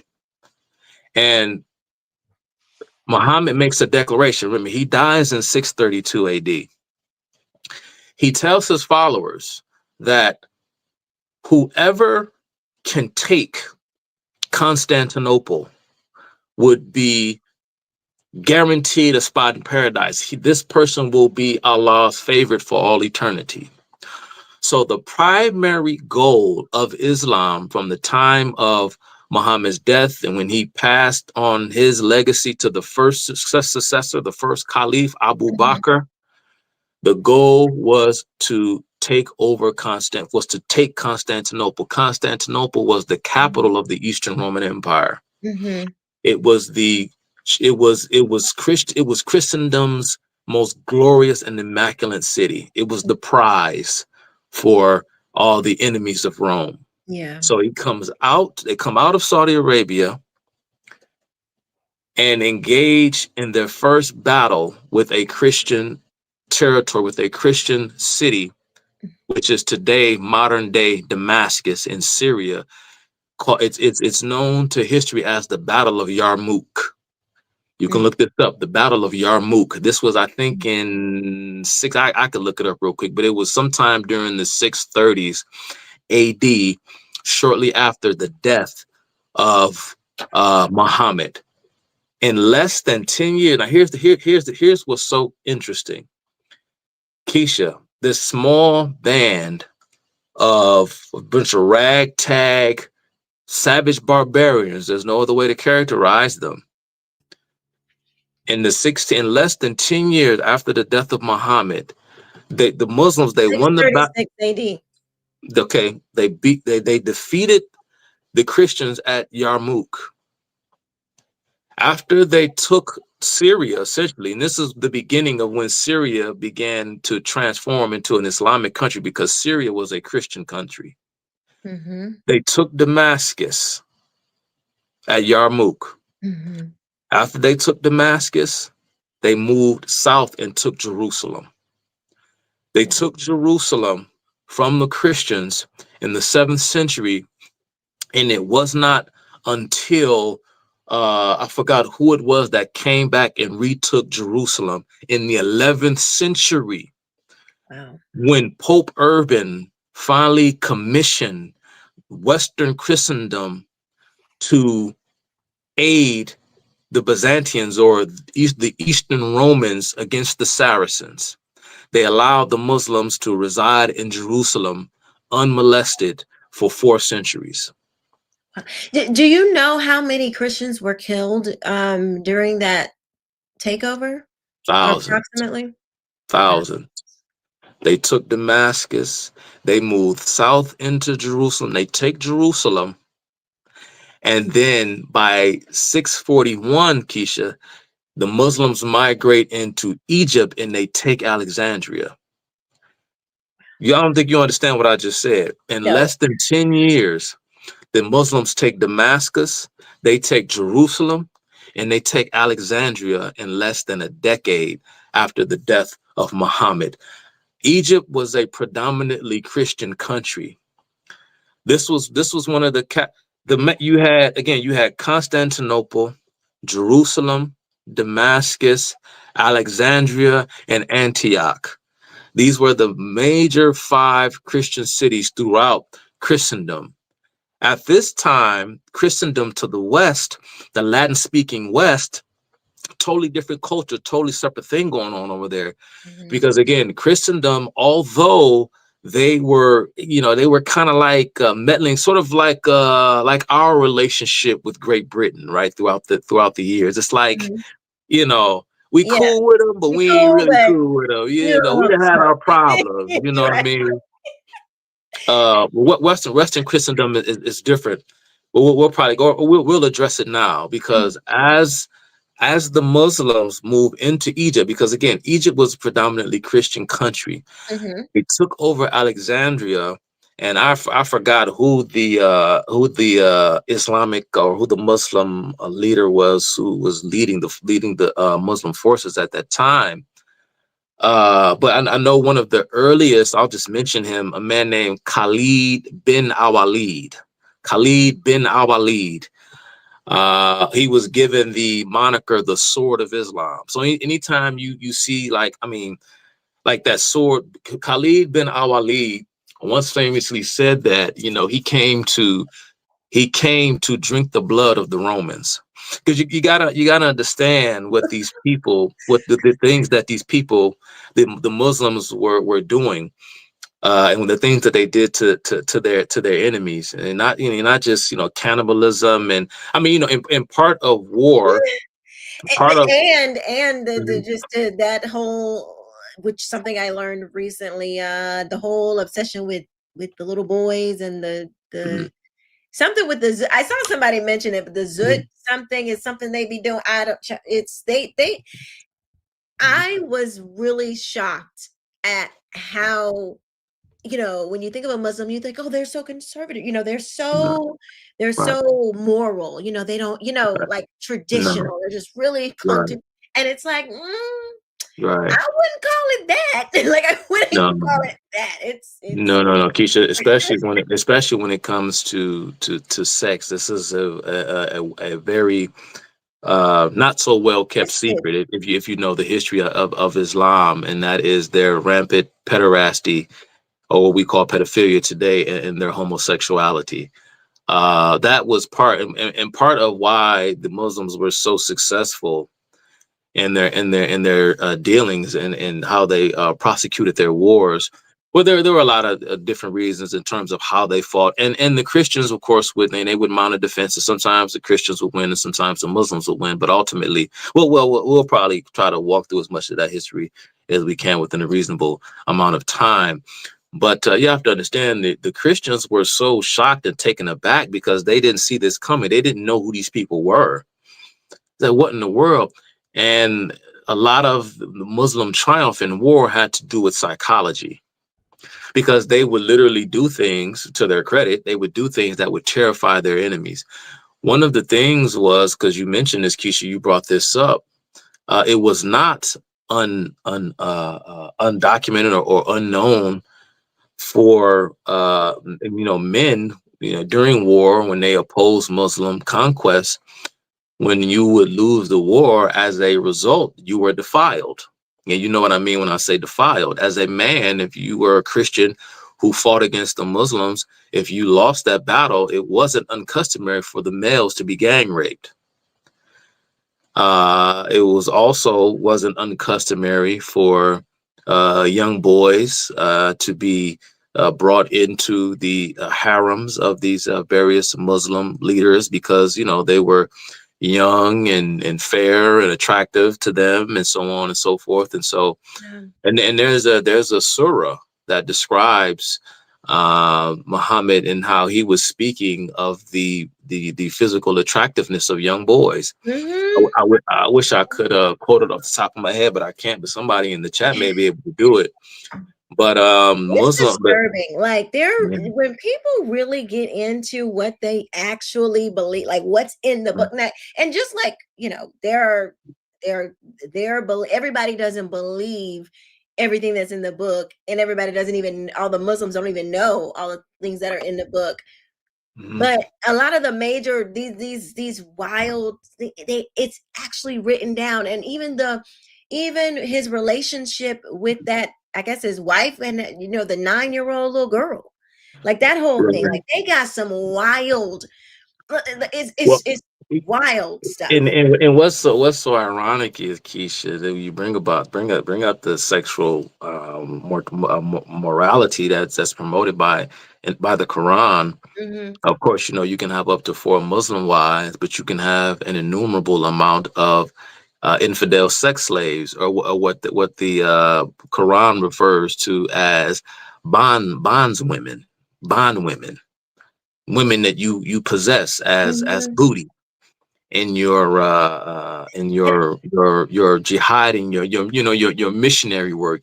Christians traditionally, Christians proselytize, Muslims war, Muslims fight. I was watching the beginning of your show. This guy I think he was saying that Islam is a religion of justice.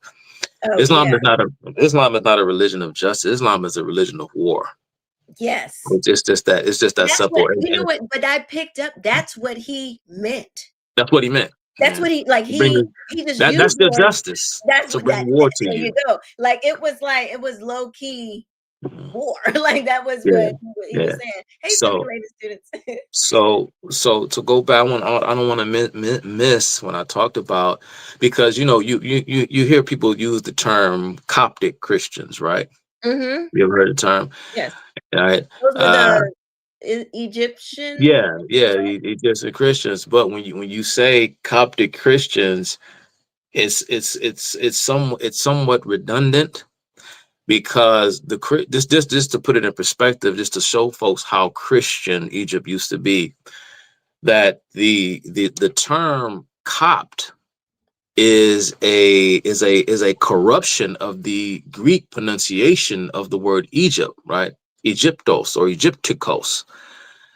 The Arabs, they would shorten it and they would call them Gips or Gips. And Gips eventually became Copts. Gips, Copts. And so when people say Coptic Christians, They're simply speaking about Egyptians, because Egypt was so Christian that to be an Egyptian was synonymous with being a Christian. Wow. That's how Christian it was. And and it was the Arab Muslims that commissioned the burning down of the Library of Alexandria. Now, some of these great works, there's great knowledge, a lot of great Christian works, a lot of great pagan works from the ancient Greek world. A lot of ancient philosophical writings were destroyed because the Muslims, and there's a famous, again, I can't remember who the leader was. I'll probably be able to look it up real quick, who came in and took Alexandria. But there's a famous communique between him and one of his subordinates where he asked the Muslim leader what to do about the Library of Alexandria. And he says that, well, we have two options. He says, if it's Islamic, meaning, Islamic writings in the Library of Alexandria, if it confirms what Allah teaches, then we don't need it. If it goes against Allah's teachings, we don't want it. Either way, burn it, destroy it. And you gotta remember some of the great, just to put it in perspective, we're So talking. basically, they just use it as an excuse to destroy something. You gotta Because choose to why destroy would it. you not want something that affirmed your thing? That's crazy. Right. Yeah. They had, these, and some of the people fail to realize some of the greatest Christian minds, some of the greatest Christian thinkers that even some great Christian philosophers and apologists still make reference to today came from North Africa, came from the Near East, like Egypt, like Origen. Origen was an Egyptian. Clement was an Really? Egyptian, of I did course. not know that. Clement of Alexandria. Athanasius was an Egyptian. Mm. These are all Greek Christians across. So Islam comes into Egypt, it comes into Africa from across the Middle East, and it takes over the whole of northern Africa, from what is modern day Morocco, Mauritania, Tunisia, Algeria. All of these lands were Christian lands, Christian lands, and some, non-Christians, who, we know to history as the Berbers. And shortly thereafter, within a few decades, by the early 8th century, Islam has conquered all of northern Africa. And it then sets its sights, of course, on Al-Andalus, Hispaniola, or what we call Spain. And in the famous year of 711, the Berbers, who just recently converted to Islam, led by a relatively new Berber convert to Islam, a man named Tariq. He crosses the Strait of Gibraltar, lands in Spain, and eventually the Muslims take over Spain, take over the whole of the Mediterranean. And the rest, as they say, is history. Have I opened up enough dialogue for you? It's hard for me to wrap my mind around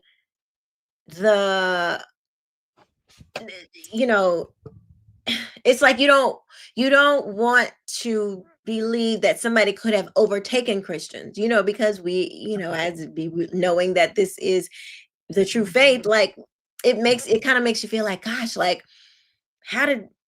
why did that happen?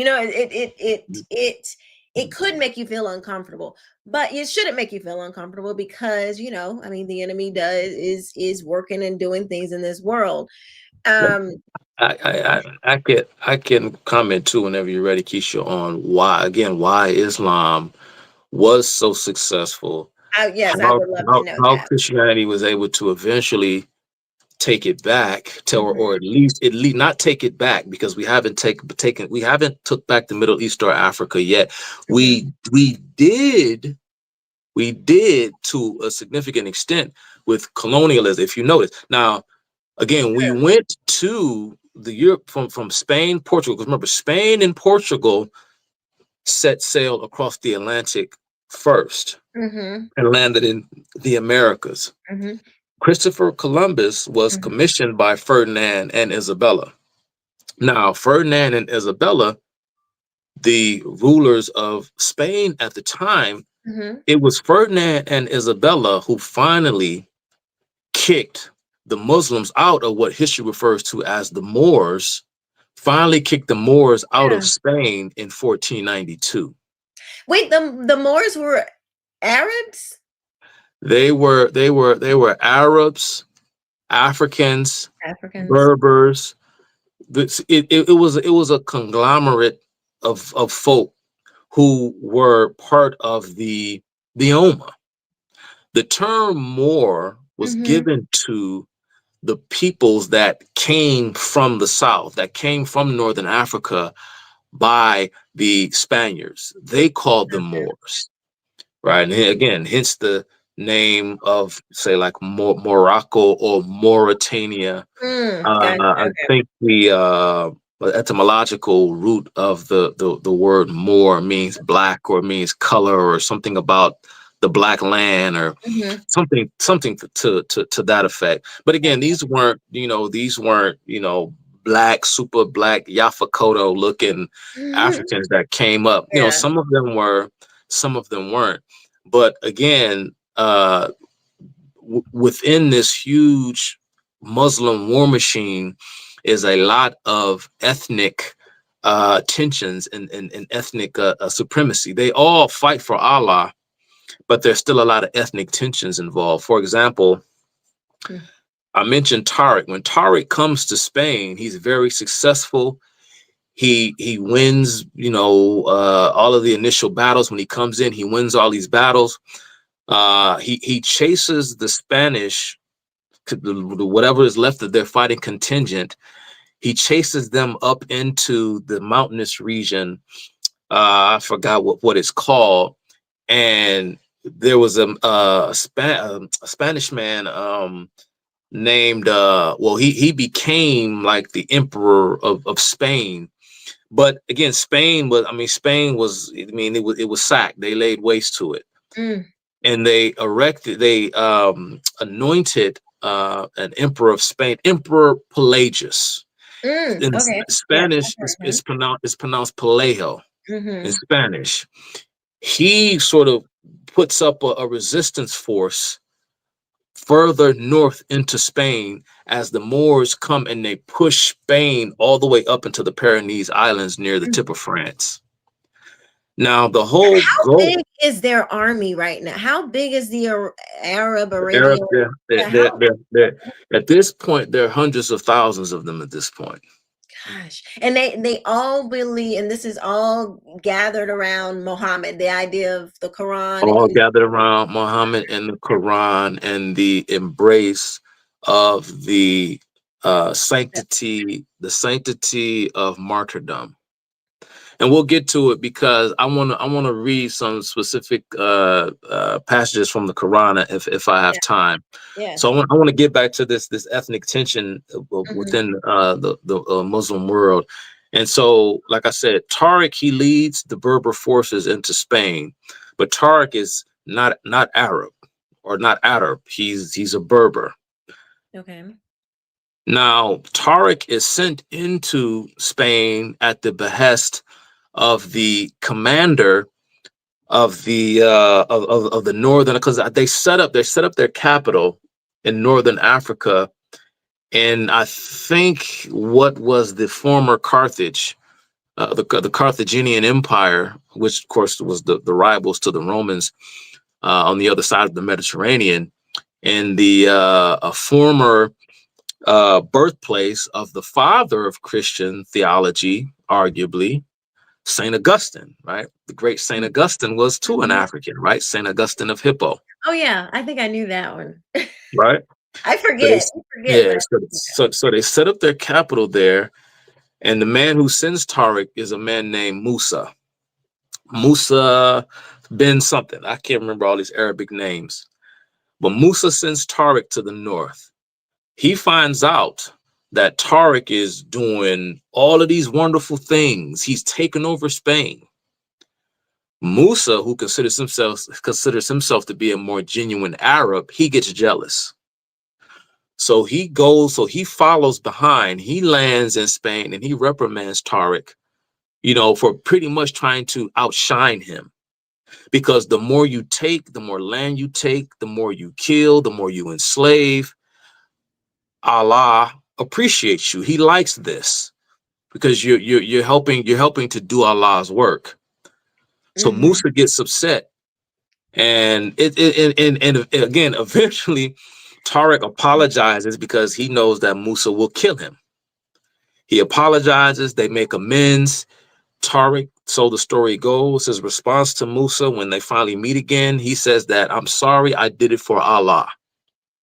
This saves him from Musa's wrath, but unfortunately, wind of the invasion of Andalusia, which is a Arab corruption of the word Vandal, because they looked at the peoples of Europe as Vandals. You have the Visigoths, the Isigoths, I forgot the other, but they're like 3 or 4 different Gothic peoples. But these were formerly pagan European pagans who had over the years and over time at different stages converted to Christianity, right? Even the Bible even talks about, when Paul talks about going into Spain and these things, right? And so the word of Jesus Christ had already gone into Europe.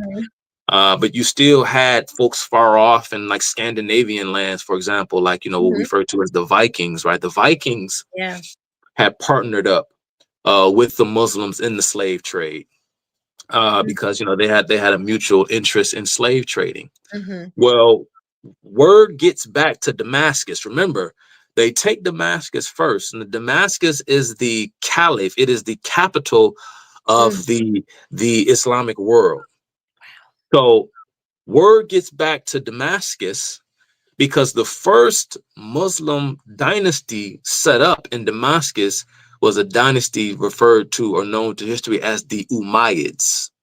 So the Umayyad dynasty is its location, or it's located at Damascus. They find out what Musa and his contingent are doing. They get jealous. And they summon Musa back to Damascus to say, "Who told you to do? How are you doing all of this stuff without me?" Right? Because everybody wants to be the one. Everyone wants to be, the guy, so to speak.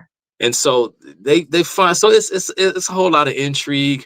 But the short of it, they push their way north until they reach the tip of France, where they're finally repelled the Muslims, and they remain just south of France, unable to take France proper because they could not defeat the Franks. They could not defeat the great Frankish warriors of Western Christendom. But because this new threat had arrived on the scene on the European subcontinent proper, this is when, of course, the Pope formally anointed the first protector of Western Christendom. Of course, that is the Charles I, aka Charlemagne, the first emperor of the Holy Roman Empire in 800 AD, the grandson of Charles Martel. Now, someone asked in the chat, and a few people did, about the connection of Catholicism and Islam, because I know we've all seen, pictures of the Pope,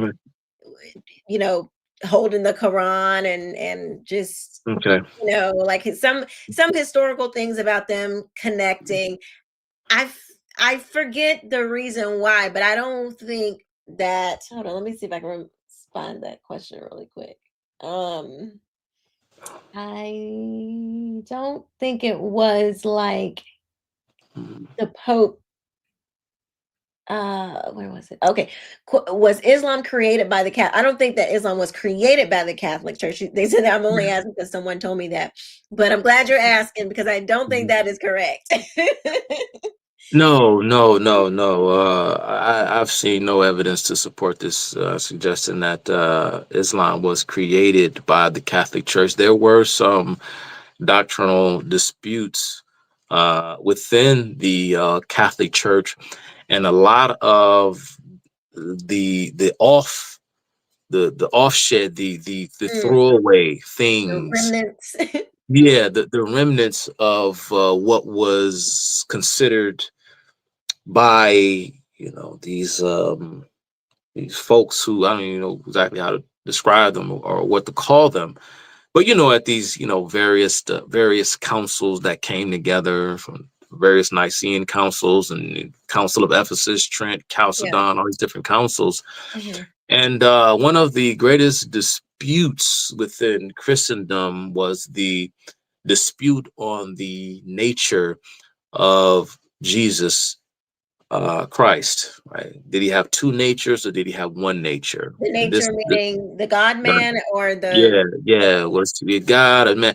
And they all came together Mhm. to discuss this at something called the Council of Chalcedon. I think this Mhm. was 421 AD. Mhm.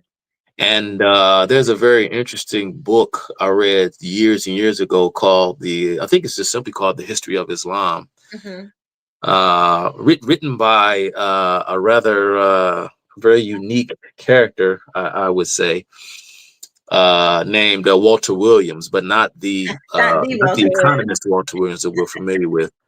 But this particular historian suggested in his work that Islam was the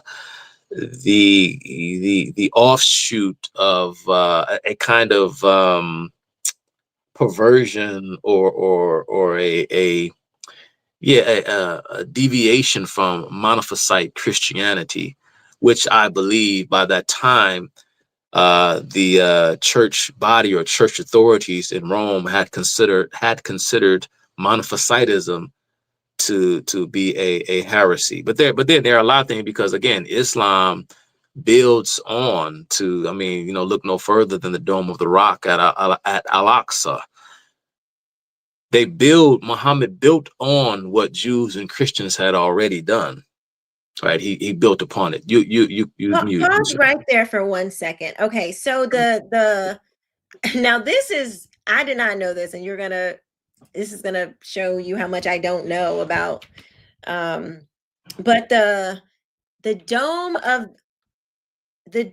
that's the one that sits on top of in Jerusalem, right? Yeah, What is correct. it called? The Dome of the Rock? Dome of the Rock. Yeah, this is where Muhammad ascended, allegedly. Lord bless it. So now, okay, I gotta go a little eschatology, just a little. I really Do your try thing. not to stay. I really try not to do eschatology. I am not trying to predict when. I don't feel like I don't even get into that. But I do think it's important to realize to recognize the signs and the Bible isn't explicitly clear on some of these things, but God does give us clues on what is to come. And so we have the red horse. Y'all look at the colors, y'all, and think about flags. We have the red horse, the white horse, the green horse, and some translations say the pale horse, but it's green, and the black horse. So you got the red, white, green, and black, right? And so, and I'm reading this about the horses. This is in, I think, Revelation 6. And I forget where, but it's a end times prophecy that the Bible talks about this Antichrist figure going into, desecrating the temple. Now we know that the temple has not been rebuilt yet, and in the Bible in times, I guess depending on your eschatology view, that the temple is going to be rebuilt. I found it fascinating that the Dome of the Rock is in Jerusalem. Right now, to me, Jerusalem in Revelation, like one of the last things that John sees is a new Jerusalem coming out of, coming to the earth, coming to the new earth. The new earth is coming from heaven, y'all know what I'm talking about. And so to me, that says like Jerusalem is an important place, because even in Revelation, here it is, we're still talking about Jerusalem. and the Bible says it's a new Jerusalem. And so I don't know, like, why was this? What is this? Is this is this a mosque? Is it just a big mosque? I'm just trying to make this, because I feel like there's a spiritual connection, and I'm trying to understand, like, what is this Dome of the Rock? Why is it in Jerusalem? It just seems like this should not be there. Sorry, no shade, but that's how I feel. And that's especially true because I don't want to say take me with a grain of salt on this, but I'm pretty sure, not 100% sure, but I'm pretty sure, because this has been a hotly debated topic amongst religious scholars, because many Muslim critics have pointed out the fact that Muhammad never spoke of Jerusalem. He never speaks of it. He doesn't make mention of it. So the question then becomes, well, when did Jerusalem become all of a sudden so sacred to Muslims? It seems as though they just made this up out of whole cloth to justify their conquest and their bloodlust for war and annexation. Because Muhammad, there's no mention in the Quran about Jerusalem being somehow sacred. They talk about Mecca, if I'm not mistaken, but they don't talk about Jerusalem. You know, it just simply a fact that that these are the lands of the unbelievers. You understand, and so you have to read the and if you go to my I got a lot of passages from the Quran and some of my talks and some of my videos on YouTube. But there's something Quisha called the what are they called? Let me see if I can I want to cite one for you very quickly. In Islam, they're called the sword verses, like sword as in a sword that you actually hurt a person with, stab a person with. And I want you to hear just quickly. It won't take me long. Some of these so-called sword verses. Where we have here, where it says,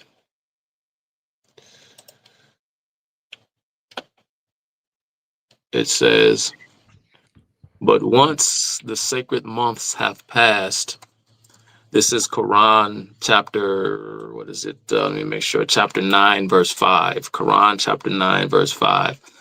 But once the sacred months have passed, kill the polytheists. Now, polytheists are Christians because they consider our Trinity to be a form of polytheism.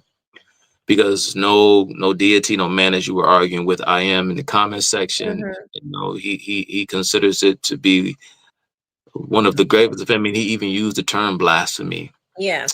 In Islam, the principle is called shirk. You shirk, you blaspheme. To suggest that God Almighty became a man and was killed is something that Muslims find so offensive. It's hard to even describe how much they abhor such an idea. You understand? So go back to this verse. It says, but once the sacred months have passed, kill the polytheists who violated their treaties wherever you find them, captured them, besiege them, and lie in wait for them on every way. But if they repent, perform prayers, and pay alms tax, then set them free. Indeed, Allah is all forgiving, most merciful. So it tells you, how you are to be as a Christian, or a polytheist, as the Quran puts it. It says explicitly how you are to be dealt with. These are the ones that I really like. The so-called sword verses. Yeah. This is Quran chapter 9, verse 29. For those who do not believe in Allah and the last day, nor comply with what Allah and his messenger have forbidden, nor embrace the religion of truth from among those who were given the scripture until they pay the tax, willingly submitting, fully humbled. So it says in this verse that, remember, you were given as a Jew and as a Christian, you were given the scriptures, but you don't embrace the true religion. You don't Yeah. embrace Islam. So because you don't embrace Islam, you are to pay the tax and find yourself subdued. Okay, So we gotta go there. I'm going. Oh, can go I, ahead. Go can ahead. I want to answer a question because I still want to fully address this question of whether or not Yeah. the Catholic Church created Islam. And like I say, in a word, no, the Catholic Church did not create Islam. I mean, there's so much history of Catholic Muslim fighting for over 14 centuries that it would be asinine to suggest such a thing. There were at times, treaties, so to speak. Again, you use the term treaty lightly, especially when you're talking about Islam.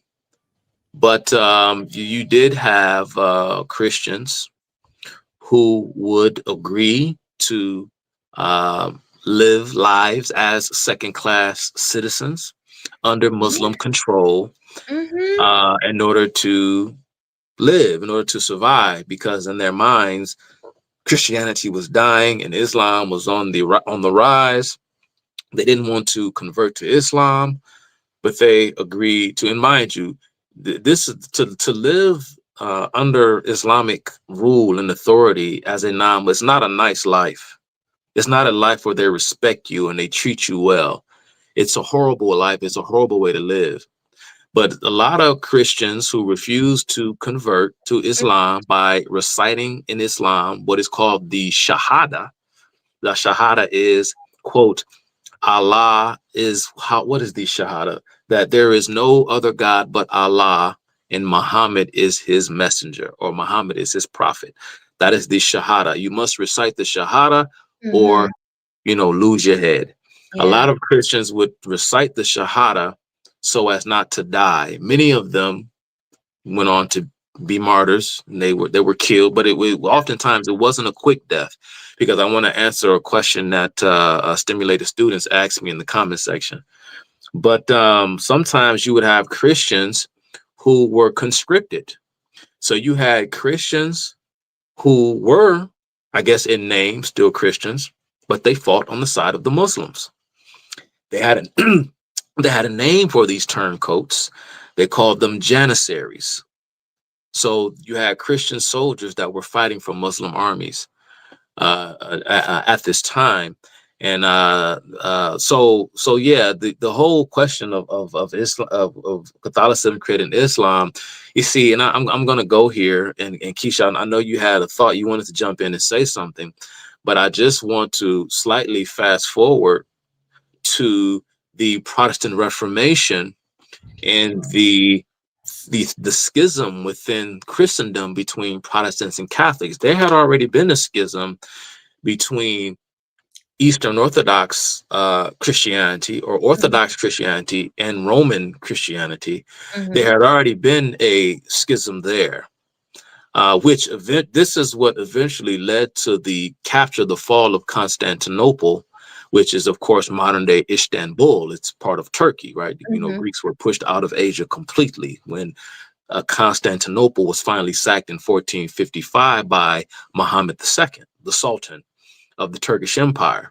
In 1453, a huge part of the reason why Constantinople was sacked by the Turks in 1453, I think was the exact year, was because Western Christendom violated the agreement that was established at the Council of Florence. You can look this up. Even Byzantine rulers or Eastern Roman rulers even went so far. I think it was Emperor Manuel, he was one of the last Byzantine emperors. In order to curry favor with the Pope, he even converted to Catholicism, which infuriated a lot of the peoples of Eastern Rome, because the Eastern Roman Emperor, he was traditionally an Orthodox Christian. He wasn't Catholic.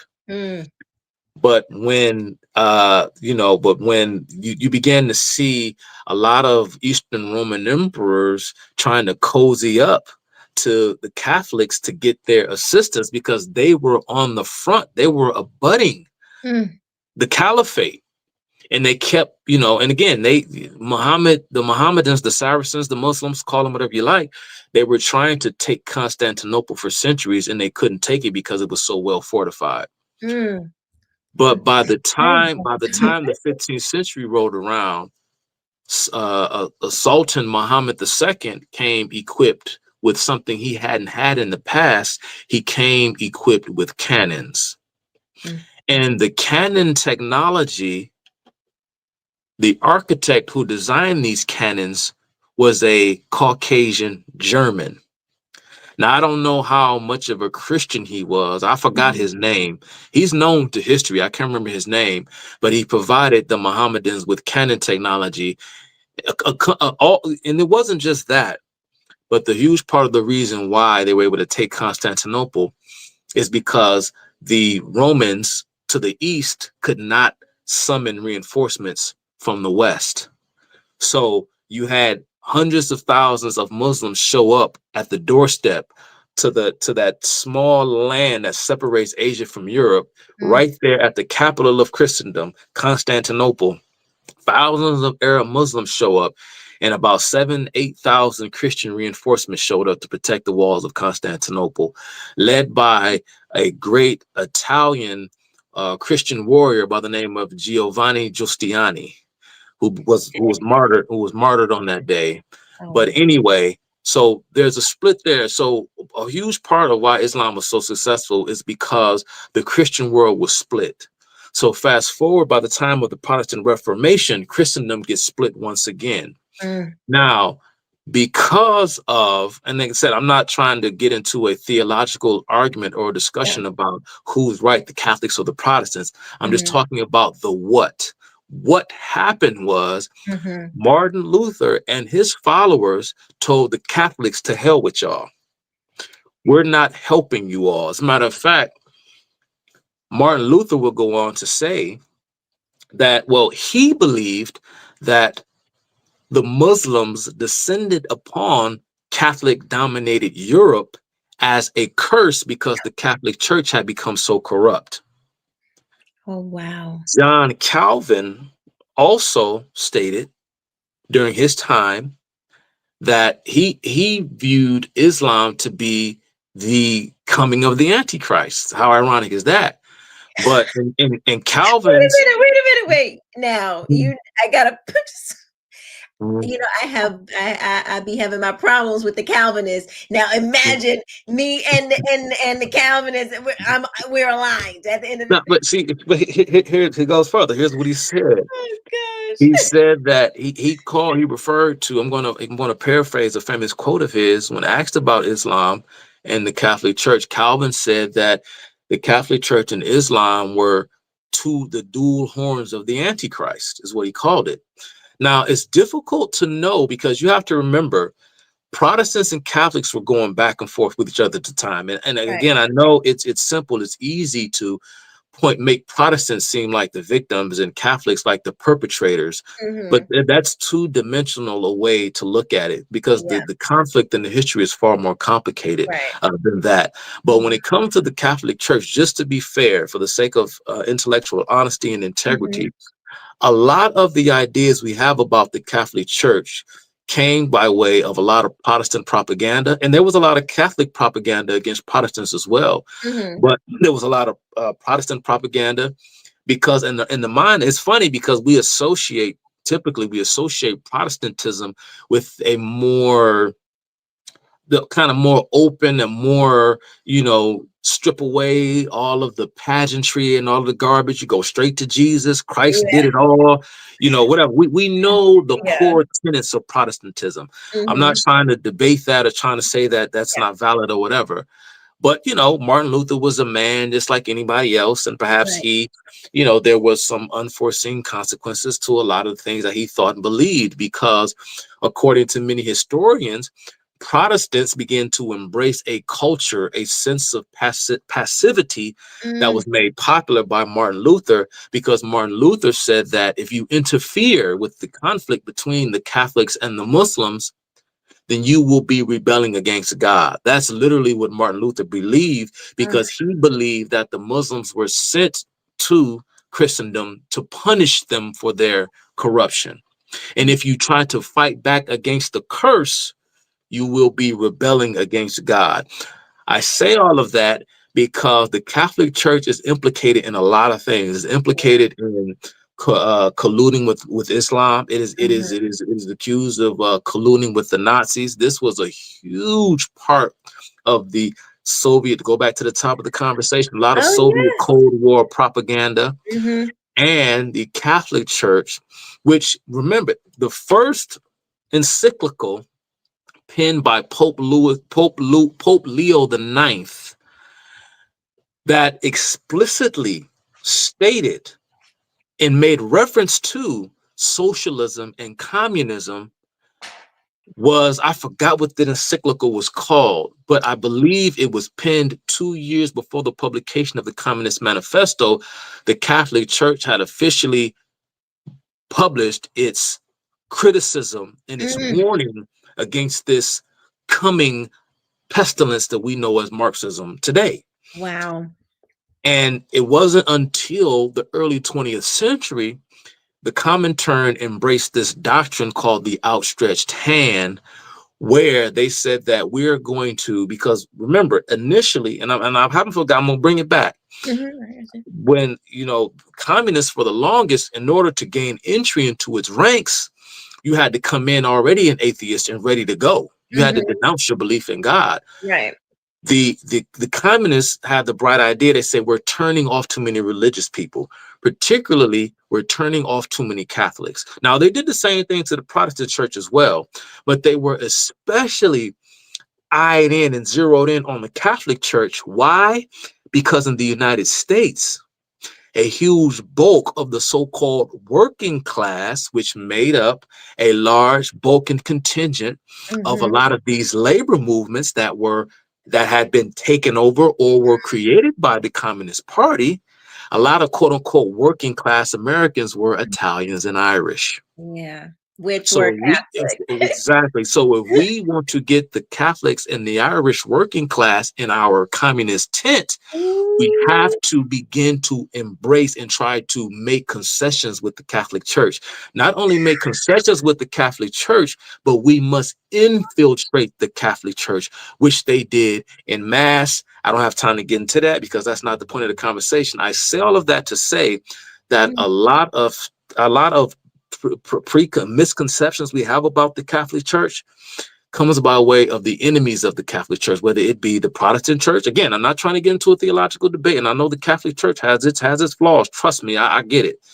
But a lot of it comes from a lot of its critics, from communists, Nazis, Protestants, so on and so forth. So this is why I don't put a lot of stock into this whole idea that Catholics created, the Catholic Church created Islam, because it just spits in the face of 13 centuries worth of history, 13 centuries worth of wars and bloodshed. It just doesn't make sense to me. And lastly, to old dog's question in the chat, stimulated students, when he asked me, did I know about, he thought I forgot, did I know about Vlad the Impaler? I do know about Vlad the Impaler, of course. You know, Vlad the Impaler. You do, Chuck. Vlad the Impaler is where we get the legend of Dracula from. And I'm assuming that my homeboy stimulated students brought up Vlad the Impaler, because Vlad the Impaler, Quisha, of course, he's just an evil guy, because we get the whole Dracula vampire mythos from Vlad the Impaler, and hence his name. He's known for the gruesome way in which he would kill his adversaries. But point of fact, this is something too that the Muslims used to do. They used to impale their victims. Now, I don't know if you know what death by impaling is. They take a long staff, the size of a person, put it up your rectum. Oh, I didn't know that. Yeah, so they take a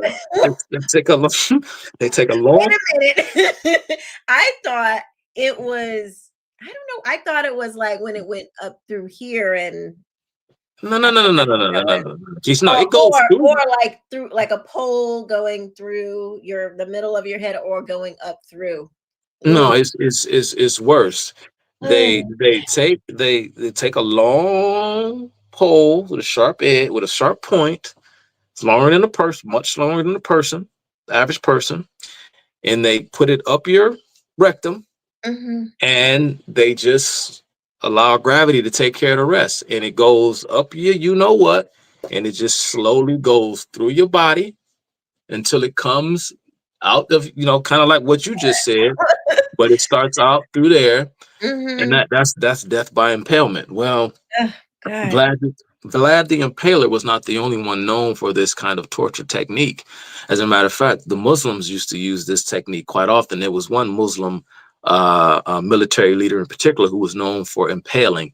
Again, I forget all. Now I got all these names documented and written down, but I don't have time to go to them. But yeah, but Vlad the Impaler. Again, a very, very salacious character, a lot of myths surrounding him, some true, some not true.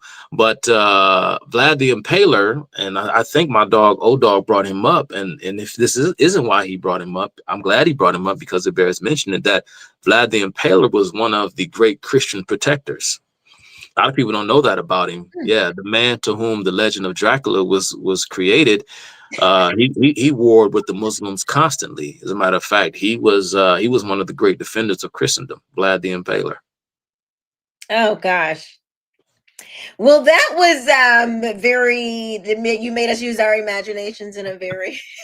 Keith, let me. I want to give you something else too, because you may have heard the guy. I think it may have been more than one person. I don't know if you were listening. They kept saying this word: the takia is working. You hear them? Yes, I was going to play that again. The takia is working.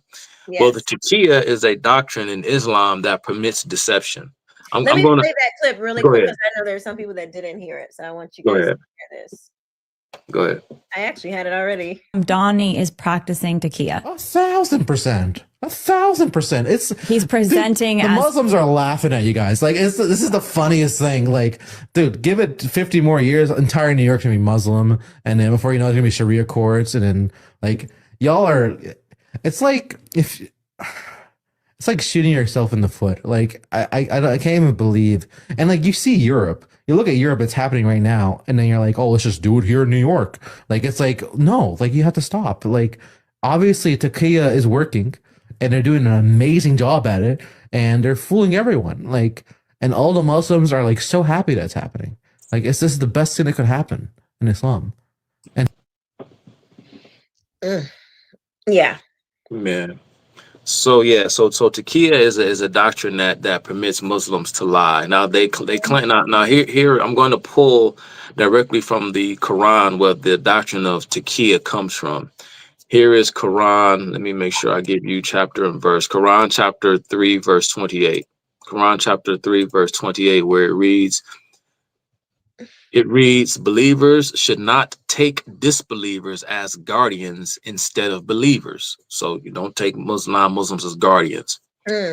And whoever does so will have nothing to hope for from Allah, unless it is a precaution against their tyranny. And Allah warns you about himself. And to Allah is the final return.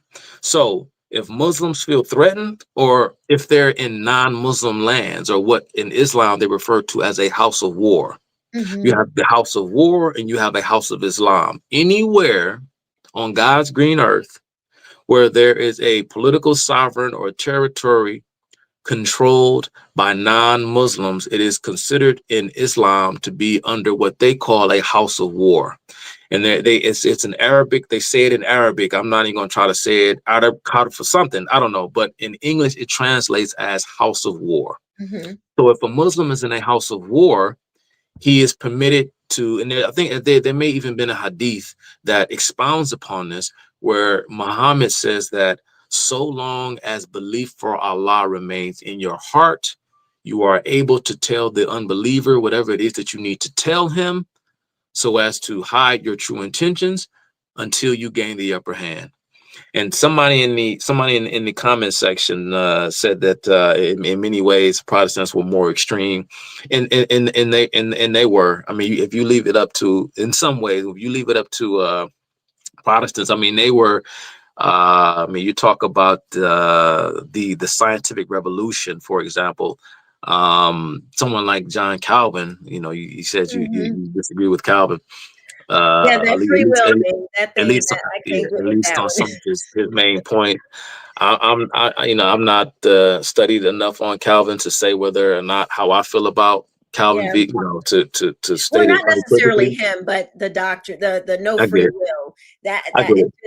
it's so inconsistent with scripture. I just don't. And there's a Just ton of don't Calvin. see it. Anyway, I don't even want to get Yeah. off into No, that. no, no, no. And I But know I just know I it's didn't funny want to say because that. But yeah, I'm but always talking about I it.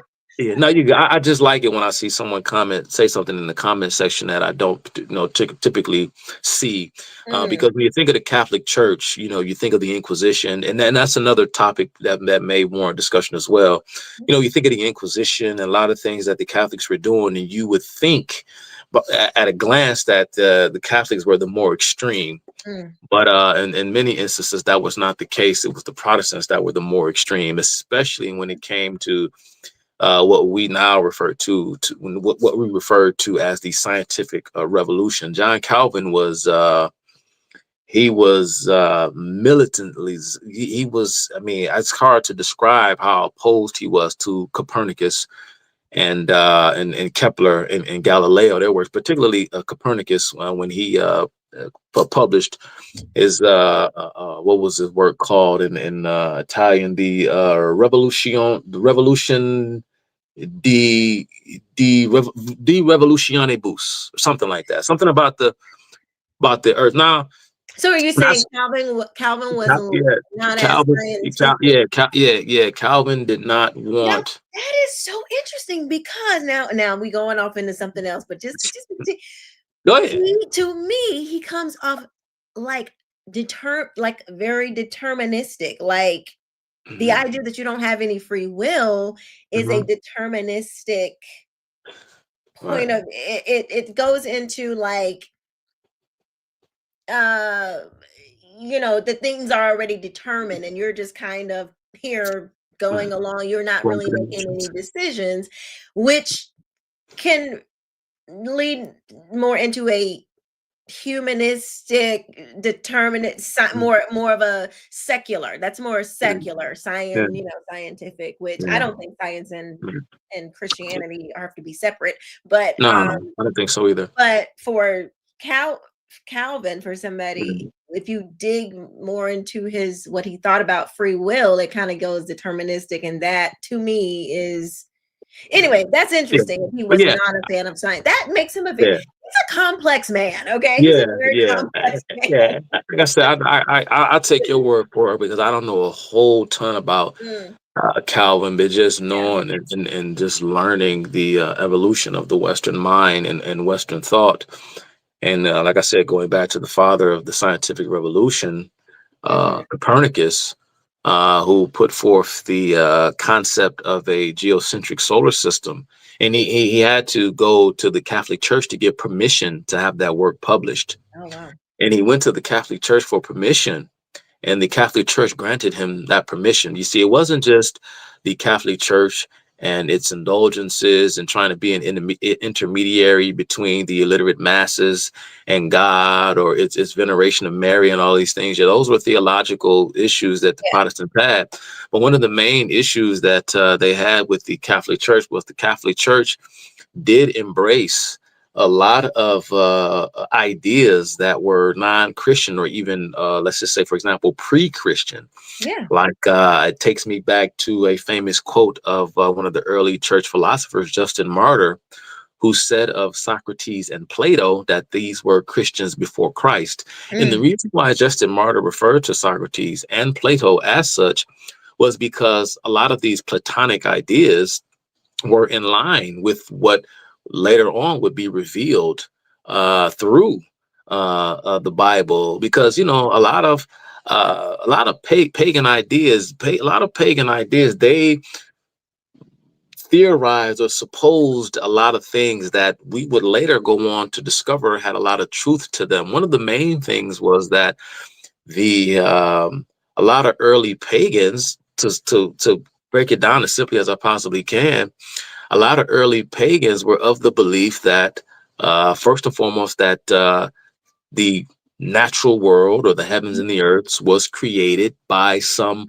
thing of universal intelligence. Many of them believed that. Many of them also believed that, and this is hence where we get the tradition and culture within the West of discovery of all these things, science or whatever, was because the pagans believed that the natural world is intelligible, meaning that we should be able to understand the world in which we live, because they believe that the creator of the cosmos and this and so was intelligent.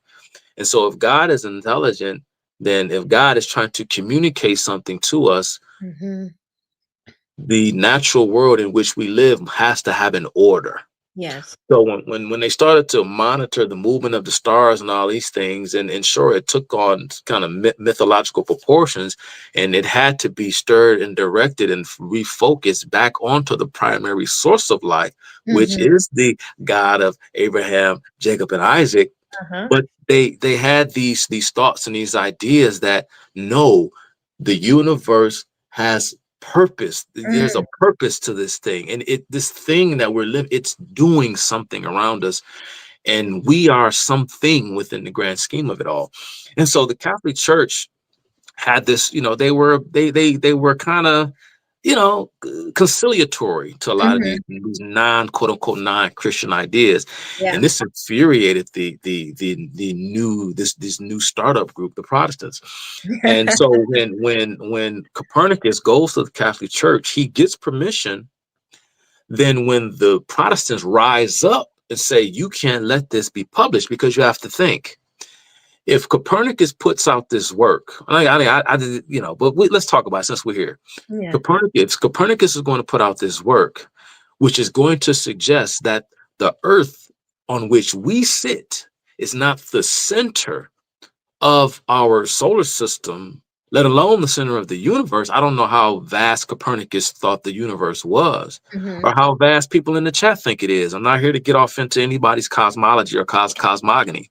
I'm simply saying that the attitude was that if the earth is no longer regarded as the center of the universe, then we as human beings who stand upon this earth, how can we still consider ourselves to be the center of God's plan?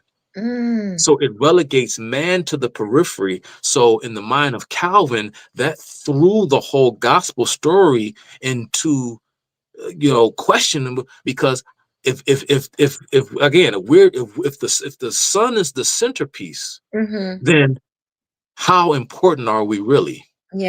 And so that took the centrality of human beings and relegated us to the margin of the cosmological story.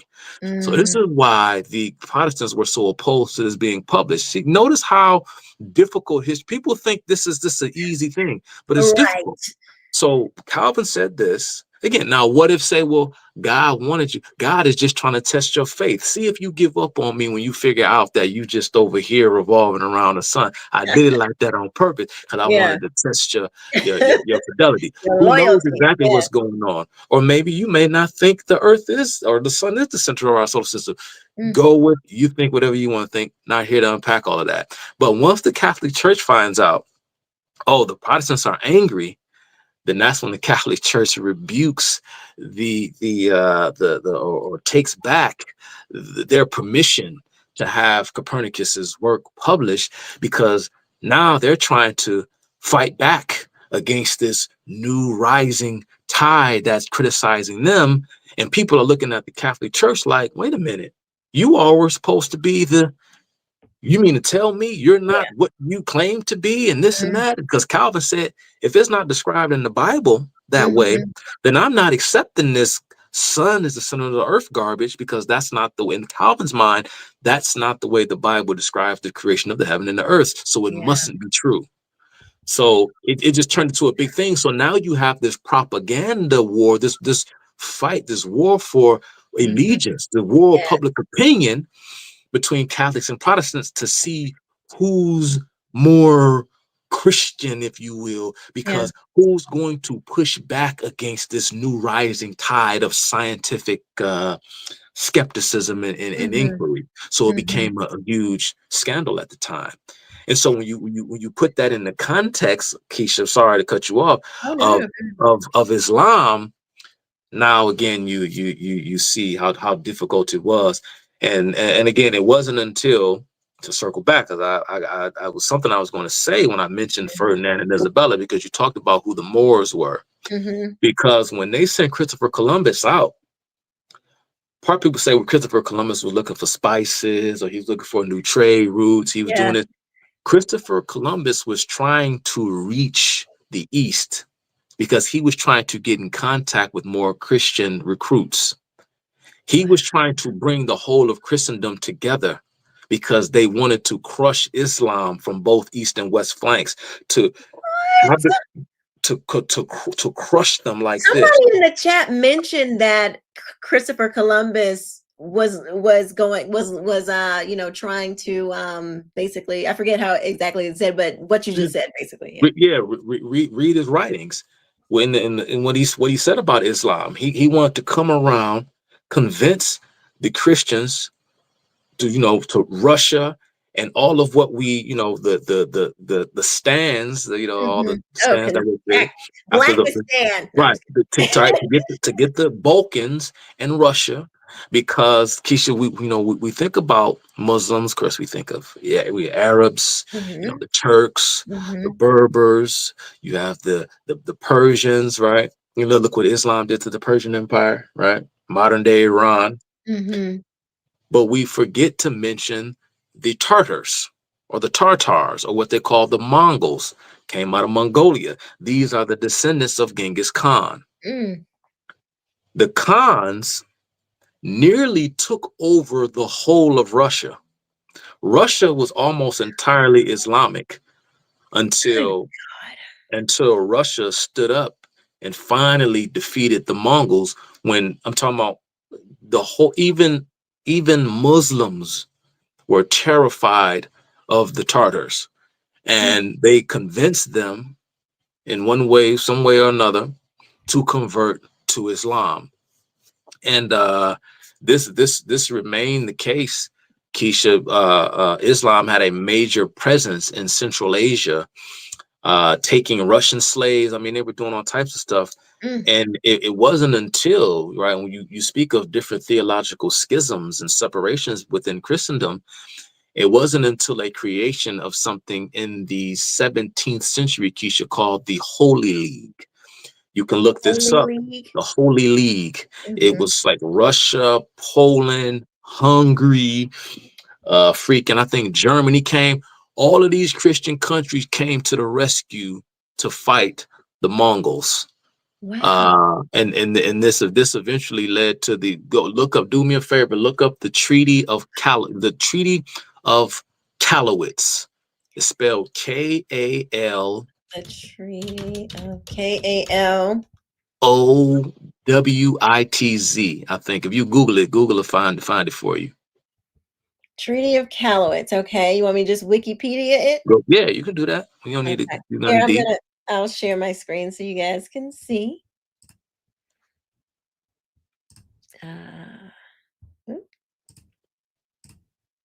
All right, so the Treaty of Karlowitz. Karlowitz, yeah, I'm sorry, Karlowitz.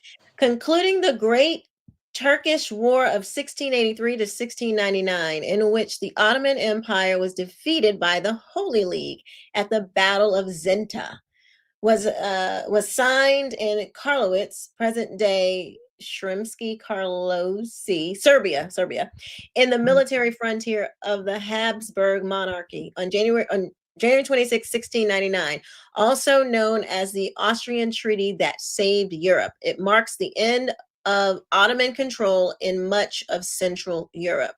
So if I click on Holy League, it says the Holy League was a coalition of Christian European nations formed during the Great Turkish War, born out of the Treaty of Warsaw. It was founded as a means to prevent further expansion of the Ottoman Empire into Europe. But wait, Quisha, but America first. We don't do alliances, right? Oh, wait, we don't? No, we don't do that. Let them fight their own battles. But the bad people are coming. No, that ain't our problem, you see? nah, that ain't that nah. They, you know, you have people controlling our leaders, our politicians, controlling our media, and doing this and doing. No, we don't do that. You worry about your own border. Now realizing, Keisha, that this war is a religious one. It's Right. not political. This is not about borders. No. This is a religious war. And I mentioned the Mongols because you did have, and Wikipedia didn't go into a lot of detail, and we didn't want to read that much, but you had Turkish and Mongols sort of coming together to form this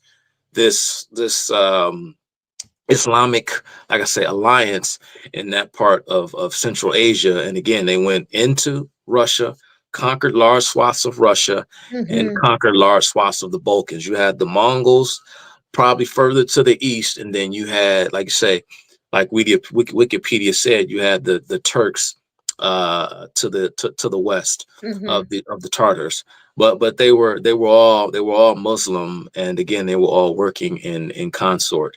And the Holy League had to finally come together because that's a huge part of what happened and why it happened the way it did. Is because you began to see a lot of this kind of more secular like Enlightenment thinking, where it was sort of like every nation for themselves.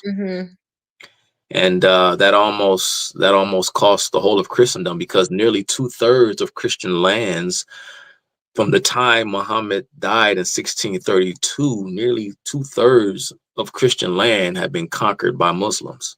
Christianity almost went extinct. I'm not literally trying to exaggerate here. I mean that quite literally. At the hands of Muslims specifically, right?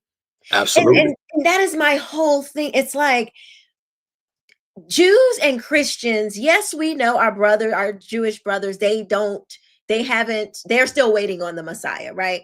But we worship the same God. They're not worshiping another God. They're worshiping the God of Abraham, Isaac, and Jacob. So that puts us together. Now, and then we got this group over here. There's this other religious group, and they are coming in the name of another God. Like, that's why I don't understand why people can't see that this is a spiritual battle, and they are spiritually speaking, that's the enemy. Like, what? We worship the same God. Jews and I know that they are still waiting on the Messiah. I get it. And we know that the Messiah has already come. Islam, they got a Messiah too. Exactly. They got one too. What is it called? The Mahdi? The Mahdi. Yeah. They got one too. But ours is the true and living God. And me, if you just start there, this whole beef between Islam and Christians and Jews is because we worship the same God. That is why they're pissed. Allah is mad at Yahweh. Okay, that's what it is. One of my favorite verses is favorite, but you get my point. Is Quran chapter 5 verse 51, where it says, "O believers, take neither Jews nor Christians as guardians. They are guardians of each other. Whoever does so will be counted as one of them. Surely Allah does not guide the wrongdoing people." How about this one? Quran chapter 5 verse 33. "Indeed, the penalty for those who wage war against Allah and his messenger and spread mischief in the land is death, crucifixion, cutting off of their hands and feet on opposite sides, or exile from the land. This penalty is a disgrace for them in this world, and they will suffer a tremendous punishment in the hereafter." So you will be punished in this life and the hereafter. I can't, and the thing is, it's just typical cowardice, Keisha, because like I said in a recent conversation I had with Pretty Lydia about the same topic, just not. If y'all haven't seen that, I'll put a link in for that. I meant to put it in there, but it's all good. I don't know. I might have. I don't know. Whatever. It don't matter. I didn't get into as much detail as I'm getting with Keisha here. But I said something to the effect, a lot of Christians simply want to do what requires the least of them. Because here's Oh the my gosh, thing. that is so good. Here's Yeah. the thing, Keisha. You said the guy who you played at the top when he talked about how conspiracy theories catch on. Mm-hmm. And he said that people believe in it because it makes them feel special. It makes them feel superior. And it's funny because people do this in the name of conservatism, right? They consider themselves Christians and they consider themselves to be conservative as well, socially, politically, etc. And they claim that their conservatism is a byproduct of their Christianity. It stems from their Christianity. But yet and still, they refuse to walk the beaten path because everything is like these glaring sirens, red flags going off everywhere, Keisha. We have 1,400 years of history, 1,500 years of history.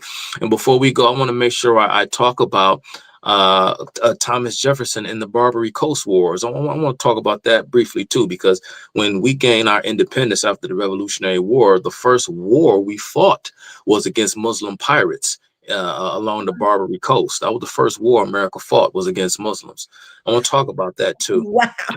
And I also want to talk, and it's funny, I mentioned the fall of Constantinople, which marked the final end of Rome. But that's not entirely true, because how synchronistic is this? Because Rome didn't officially fall until 1917. Why did I say 1917? Well, that's the year of the Bolshevik Revolution. What do you mean, Chuck? Again, the communists didn't take over. They didn't throw out the czars. They threw out the provisional government that had already taken over from the czars. The provisional government led by Nicholas Kerensky, I think, was the leader of the. But anyway, point is, the Bolshevik Revolution is what toppled Christendom. It's what toppled the Roman Empire, because when the czars were thrown out of Russia, that's what officially marked the end of the Roman Empire, because the word czar actually means Caesar. These were Caesars because Russia, the Russian monarchy, considered themselves to be the last standing, the final protectorate of Christendom, because one of the Eastern Roman princesses married, and I forgot her name, but married into the Russian monarchy. So there was Eastern Roman blood inside of the Russian monarchical genealogy is Roman blood, and they consider themselves within Russia to be the final last vestige of the Roman Empire. That's why they call their leaders czars. In Russian, it literally means Caesar. Huh. My gosh, Chuck, there's so much. Right, Keisha, I know you probably gotta go soon. I know Antonio gonna be on your head, but I wanted to say just too about Christians, because that's the point I was gonna make before I got out of here. To go back to the guy who talked about ego and how conspiracy theories does this. Because here's the thing, you don't want to confront the obvious, because a huge part of conservatism is about staying the course. It's about walking the beating path. It is about humbling yourself before that which is greater than you, because you owe a great deal of gratitude for all that which came before you. Because if not for that, you wouldn't be here today. Because you're talking about accumulated wisdom. Yeah. Unarticulated, accumulated wisdom. Here you are, you're narrow behind, and you think that you can just think some new thought, think some new thing that no one else has ever thought before, and you think that you can do it without learning the discipline. Right. You think Copernicus didn't understand Ptolemy? You think Copernicus didn't study Aristotle? Do you think Albert Einstein wasn't a student of Isaac Newton? I'll do you one better. Do you think that the disciples didn't know the Old Testament? Right. So when Jesus was talking to them, he True didn't that. have to go and let me tell. No, the True that. expectation. It was expected for you to know the Bible, thereby the Torah. It was expected for them to know that. So when Jesus was saying this stuff, when he was talking about the Old Testament stuff, you don't find Peter and Paul, the disciples are like, wait, now what, Jesus? Like, what are you talking? They're not questioning, but Jesus didn't even have to expound on it, a lot of times. He would just reference a part of a scripture and they knew already what he was talking about. Anyway, go ahead. Yeah. So like I said, people Exactly. just jump on. And yeah, and again, Keisha, they want to talk about the conflict in the Middle East, or they want to talk about Palestine and this and that, and they don't know the subject. They think it's okay to just hop online and have all these conspiracies about what Israel is doing. Why? Because while everybody is walking the beaten path and focused over here, they want to be the ones focused over here, so that in the off chance that whatever is over here so happens to be true, they can be the first ones to say, "Ha, I told you so." They're looking for the proverbial pat on the back because they want to be smarter than everybody else. It's not about that. That's not helping anyone. You just want to come before the masses and say things because you know that people want to hear you say things that are going to make them feel more comfortable, because the thought of actually confronting this existential threat is what really frightens them. All this stuff about you, and let me just say this. Like I said, I came on social media, I made a name for myself talking about communism and all this stuff, and I'm not done talking about it. And I explained to people what led me into really breaking down and studying Islam and learning, because of the similarities between the left, the similarities between communism and Islam, and how the Comintern got its hooves, got its fangs into Persia and into Asia and into all these parts. Like I said in my previous YouTube live video, that there was a vibrant Persian Communist Party existing way back in the 1920s. I talked about, you go up, check my video out on Iran, the True Satan. Talked about all this stuff.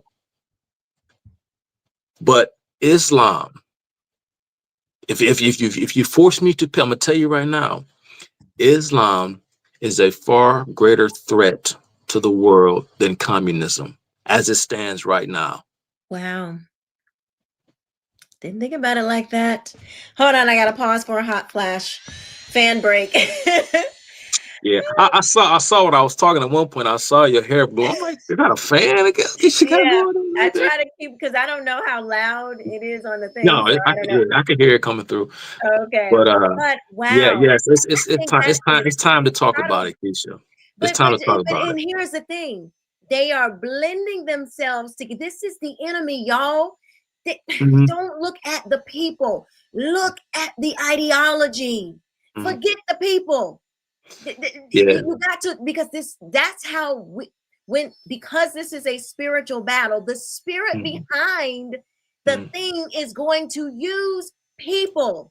So you can't be focused on the person, so to speak. You got to look at the spirit behind so you can see where it's moving. And this is why, sorry, I gotta just vent and go here for a minute. And we're gonna talk about these super chats. So, because I really appreciate you guys donating and supporting the channel. If you want to continue to support, please do.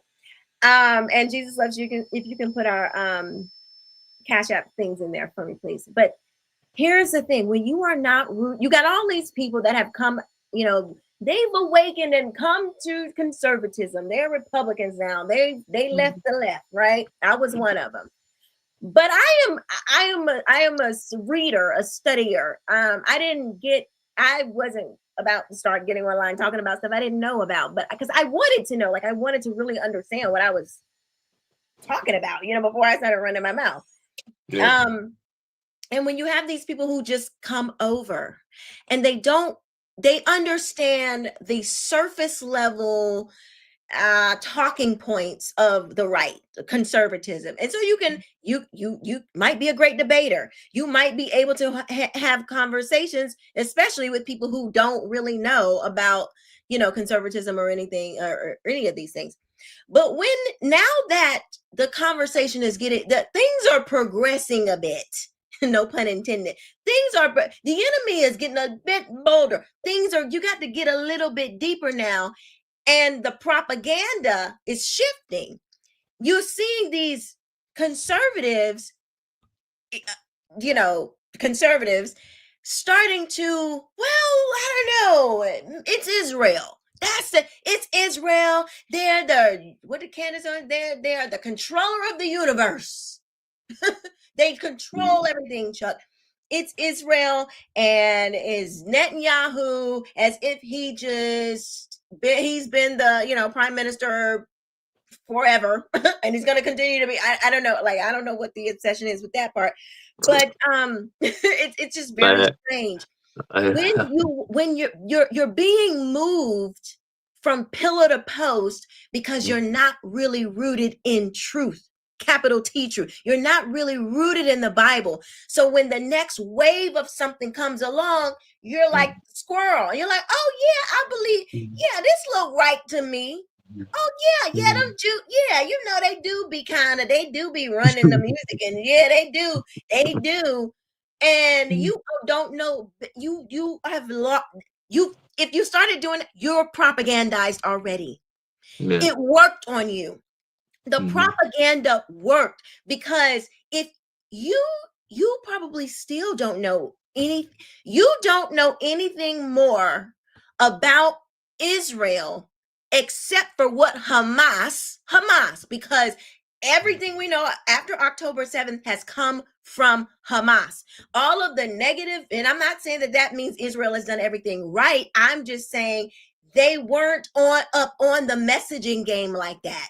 They didn't have they didn't have a structure or a system to push to get their side of the story. Not saying that everything that they would say was right, but they do have a side to tell. Everything that has been coming out has been pretty much Hamas's story. Now we have said I've been saying for years that it's not fair for these kids in public schools to only have one side of the conversation, and everybody was amening. Now we only got another side of the conversation, but we got to go with this one. You don't even realize that you're being propagandized. Why you don't realize it? Because you don't have a good footing. You don't have a good footing in history, and you shown up don't have a good footing in the Bible. Because there is no way you can be a blood-bought believer and not see that the enemy is not Israel. This ain't got nothing to do with the end times. This ain't even got nothing to do with them, the chosen and not chosen. This is just good and evil. It's that simple. But people can't see it. And that is so telling why you can't see it. It says a lot about your discernment. I'll just say it like that. Absolutely. And the thing is, it's really bothering me because it's coming from so many places. Like the enemy, he is literally trying to distract you. You got, be against Israel, and it's Trump is involved, and it's all of these. All of a sudden, all of these people are starting to say the same things. That's your clue. Yeah. When a lot of people start saying the same thing, mixed in with people who are secular and not your brothers and sisters in Christ, that's your red flag, because the Bible says broad is the way to destruction. So when a lot of people start saying a spirit is at work. Yeah. It is giving the same message to a lot of people, but our message, those of us that are rooted and grounded in Christ, it don't change. That's how you can. We ain't the ones who is flat-footed standing. We haven't changed not one bit. We still can recognize evil. We can recognize the evil in trans, abortion, and Islam. Right. We're not confused. Right. Sorry. Okay. No, you're right. Your last. As we wrap this up, let me shout out these super chats because I am so grateful. DT super $3 super sticker. Thank you so much. I know that is really for Chuck, but thank you. And Willie Dr. $5 super sticker. You guys, thank you so very much. I really do appreciate it. I want to read some of the comments because there were some really good ones. 96 alive. Too many people are concerned about every wind of conspiracy theory or every wind of doctrine that they won't ever accept the truth. And this is indicative of the end times. Like the Bible says that people are going to be I forget it exactly, but you're going to be believing doctrines of demons. Yeah. The Yeah. Bible literally says that. Yeah, like I said, everybody wants to be the hero. Everybody wants to find that secret thing that no one else seems to see. And yeah, there's no relief in that kind of thinking. You just go down this endless rabbit hole into the abyss. The truth is staring you right in the face. Like you said, Quisha, you know, people want to overly complicate this and pull you into the weeds, and Yes. you know, want to talk about this idea of chosen people and who the real Jews are and who the this and who the that. Those kinds of questions and arguments are sort of irrelevant to me. It's so This ridiculous. is simply a question of, as Thomas Sowell would say, this is about barbarism versus civilization. It's that simple. You know, you have people like Thomas Sowell and great military historians like Dr. Victor Davis Hanson. You see, because, you know, and they have opinions on this very topic that we're talking about tonight. And you have people that will just take to the internet to try and go against the grain because, oh, this person has a doctor in front of their name, so they aren't to be trusted. It's sort of like reminds me of that old saying from back in the 1960s of never trust a person over the age of 30, or go back to communist China and Mao's attack on what he called the Four Olds. You know what I mean? You're destroying, so you're attacking people simply because or choosing to disagree with people who have forgotten more than you'll ever know, simply because you see them in a position of authority, when in fact you should be learning from these individuals and showing them the due deference and respect that they deserve because they've actually did the work. But no, you don't want to do that because your bona fides come from leading a bunch of stupid, gullible, ignorant people online who just want to be entertained with fluff and sophomoric junk that makes them feel like they're part of some unique club that has gained access to some sacred knowledge that no one else is willing to pay attention to, and they are the brave ones because they're willing to say things that no one else is going to say. Well, the reason why no one else is saying the things that you're saying, because what you're saying is wrong, because of what you're saying is stupid. It's stupid. When I listen, I'm gonna listen to some of you all when I can go and you know, read a treatise or something written by Dr. Victor Davis Hanson to talk to me about military history, but I'm going to listen to you tell me about a conflict that's been going on in the Middle East and in Africa and in parts of Europe for over 14 centuries. I'm going to listen to you. For them to just sum it up and say, oh, it was the Jews. Yeah, and again, it's just convenient to always sort of, like I say, to blame the Jews because it provides you with a solution that you can handle. It provides you with a solution that you can deal with, because the prospect of confronting and ascending Islam is something that these yellow-bellied so-called Christians don't want to dare confront, because these are not, in fact, true Christians, or at least Christians that are really rooted in the Word. And you'll never see me getting up here, you know, no Bible thumper. But I will say that these aren't Christians, in my extremely humble opinion. These are new age metaphysicians. Ooh. These are those who are engaging in what we talked about, Quisha, before, new thought metaphysics, and other such heresies and perversions of the gospel. These aren't Christians at all. Not at all. And you know, this comes from, you know, this whole idea of what happened during COVID. You know, so because this is the strangest thing. Quisha, I want to say one thing before we wrap up. So I'll let you go. Well, before I Go finish, ahead. I just want to say thank you to Alethea for the $5 super ticket. Thank you so much.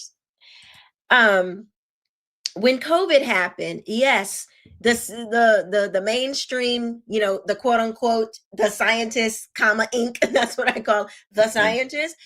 Yeah, they was feeding us a whole bunch of nonsense. The expert class, yeah, were not experts. They had removed the real experts from social media, and then they just promoted a whole bunch of nonsense. And so the conspiracy theorist said, oh well, because the mainstream media, the quote unquote experts, we were lied to. Therefore, we can't believe any expert. There are no experts anymore. Now we done gone to a whole other extreme to say, ain't no more experts. Don't nobody know nothing except the one in front of the mic. Yeah, exactly. And Keisha, that and to be fair, to bring it full circle, that's a communist goal, a communist a tactic. W. Cleon Skousen talked about this in The Naked Communist. You can also read about this in a Soviet manual that was discovered. I think it wasn't published or disseminated in America until the 1990s, because we learned of a lot of the Soviets' tactics after the fall of the Soviet government. And it's a book. It's called the Directorate RT Handbook, or it's just called the Officer's Handbook. And you have to understand the Officer's Handbook. And this handbook details the tactics of Soviet espionage and how they did their whole thing. Mm-hmm. And they have like, when you think of, say, for example, you think of a word, say, like misinformation or disinformation. The Soviets had their own glossary in a way to where the word takes on a life of its own when understood within the context of Soviet propaganda.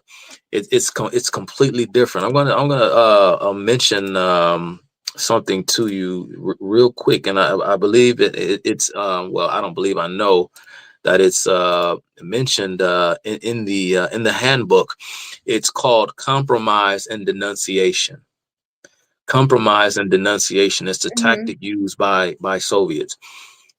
And what that means is they would compromise an institution from within and denounce it by trying to undermine its credibility, so as to sow discontent and confusion within what they called capitalist democracies. So, in other words, in so many words, and I'm overly simplifying it, but I'm giving you the most important aspects of it, is that they want Americans not to trust their institutions. They want Americans not to believe in their authorities. And this is how they get them to destroy themselves from within, right? Because they break the sense of I guess fidelity, or they break the will of the national character. They distort and pervert the civic character, so that way, Nobody will believe in it, because if you don't believe in it, there's no point of fighting for it. There's no point of fighting, of going to serve your military. There's no point of fighting for anything. Why would you fight for something that you don't believe in?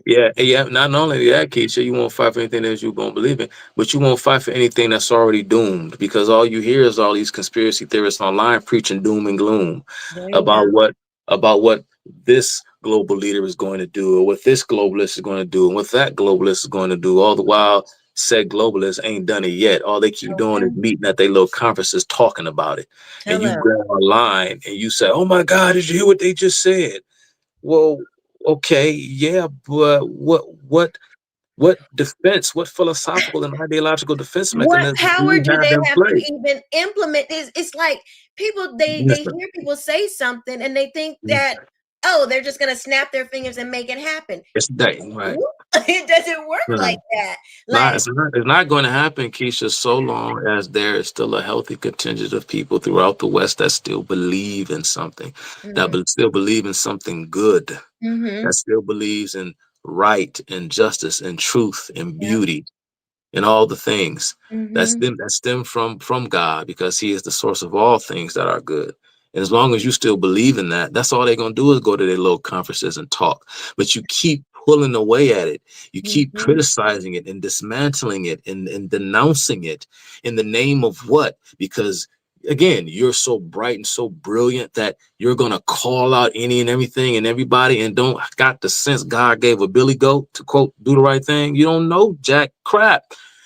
But here you go, because you want to be the new king, the new ruler, or at least, the ruler of your own little miniature fiefdom online, because so many people just want to be social media stars.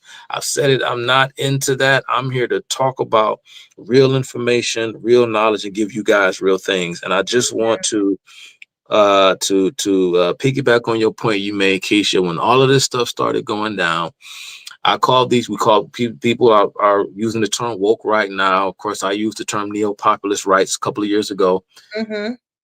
But this whole populist mindset, and Trump coming in and coming down the escalator, and during his first speech, he called out globalism and called out illegal immigration, all these things, right? And he made it fashionable for people to come online Yeah. and talk politics and say the things that they believed in, and so on and so forth. And these were a lot of people who had never been interested prior.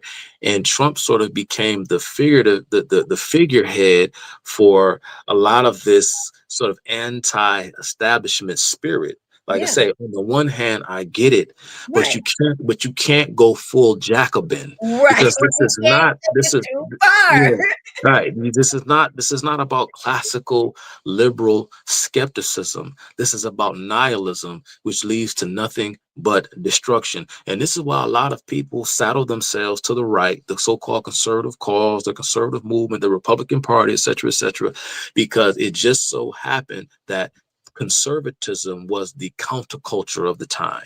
Mm-hmm. And so that's what they latched themselves onto. Trump and MAGA, Trump and this, Trump and that. And you'll see eventually Candace and Tucker, they're going to start fighting one another. And eventually everybody is going to be under suspicion. This is Jacobinism. This is Bolshevism, because nobody is pure enough. Nobody is woke enough. This is what communists do to each other. That's why they kill each other. Because nobody can meet the purity test. It has to keep going and going and going until it eventually destroys itself. And that's not what this is supposed to be all about. But again, a lot of people just don't have the discipline, the knowledge, the wisdom. They just latched onto a movement, Quisha, like you said, and they're just like squirrels following every other thing. Oh, hate Israel is the new thing on the right. I'm going there. Oh, this is anti-COVID.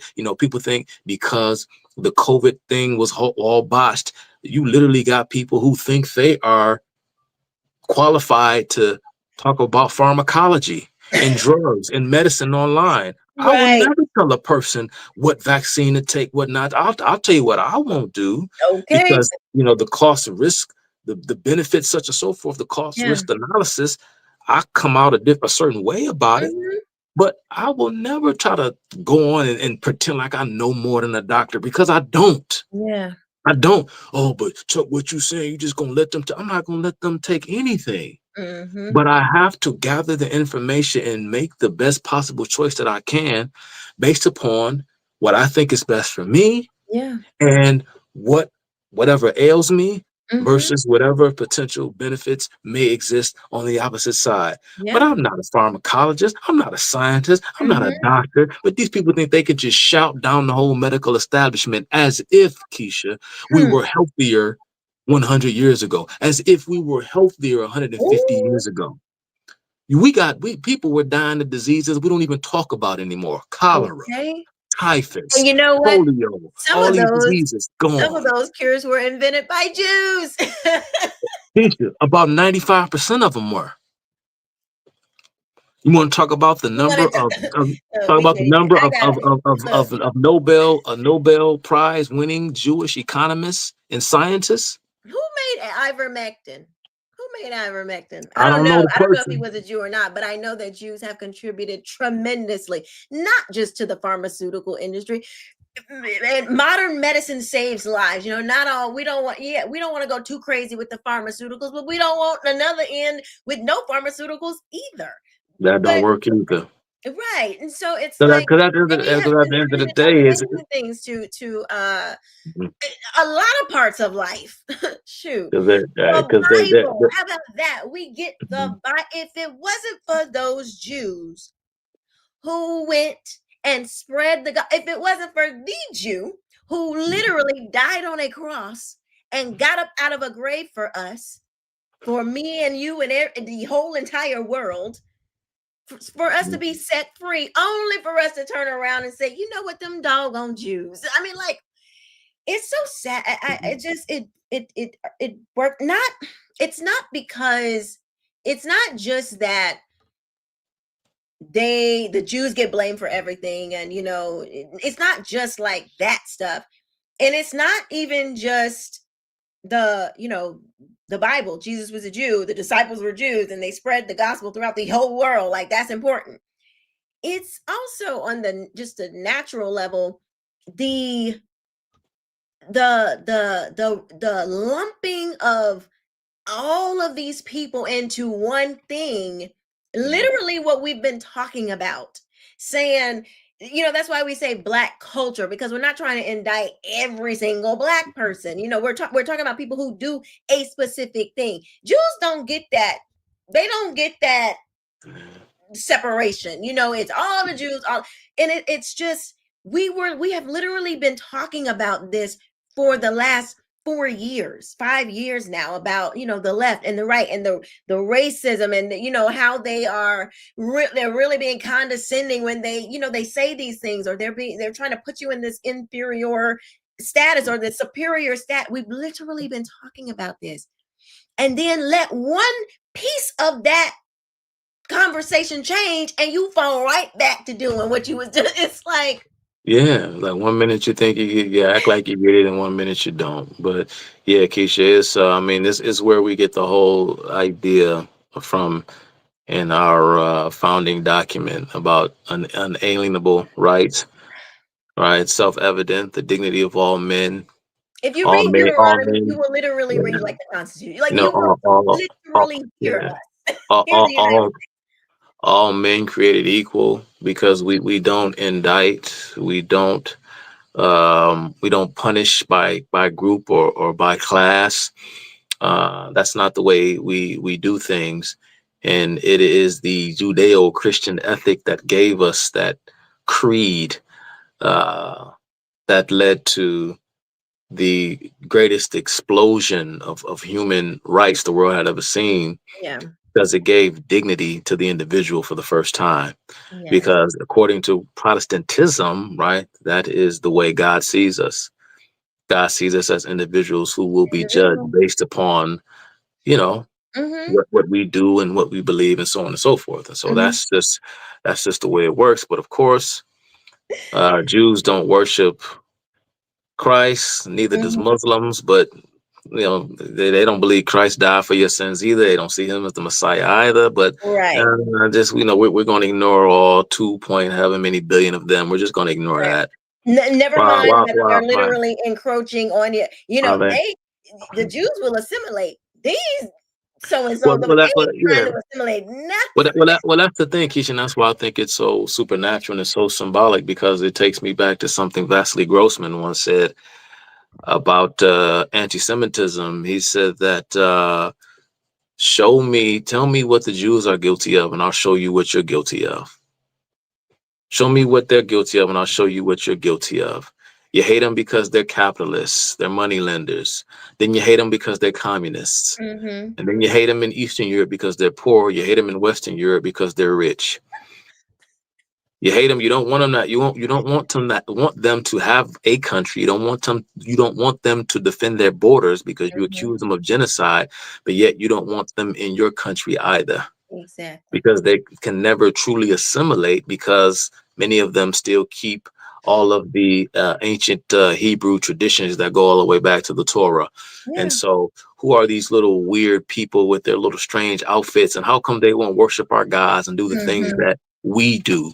The Yeah. Greeks did. The Greeks persecuted the Jews. The Romans persecuted the Jews. The Christians persecuted the Jews. The Muslims persecuted the Jews. It's just a fact. It's just a That fact. doesn't mean you cease to be who you are, because if you Mhm. believe that you are saved by grace, then that should be good enough. Because if Mhm. truth be told, if I was really up here caping for Jews the way people have accused me of doing, then I would be advocating for conversion. You don't see me doing that. But because I am confident in what I believe and who I am, I couldn't care less about what someone else thinks about who they are. Let them think they're the chosen people all they want to, whether it's true or not. I know who I am, and it doesn't matter to me one iota. But I do recognize right and wrong, and I do recognize good from evil, and that's just that. And Hamas, Islam, the whole movement is evil, and it is the greatest heresy the world has ever seen. The most successful cult in the history of the world, Islam. Wow. Well, we are going to have to leave it right there. Believe me, I have a lot more to say. There are so many questions and things running through my mind.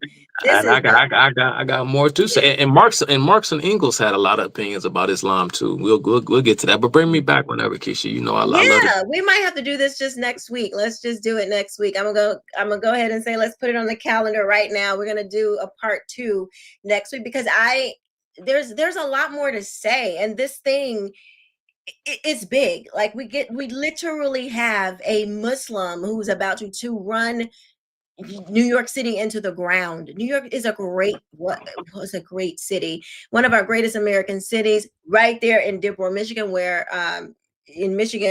Chuck lives. We got all of these. We are being infiltrated, and we need to talk about this because not enough people are. So we'll be back on Monday. 8 p.m., God willing, Eastern Standard Time. Thank you, Chuck, so much. Thank you to the chat. Alethea, Jesus loves you. DT, Paul, Mrs. Graves. Y'all are the family. Greeneck.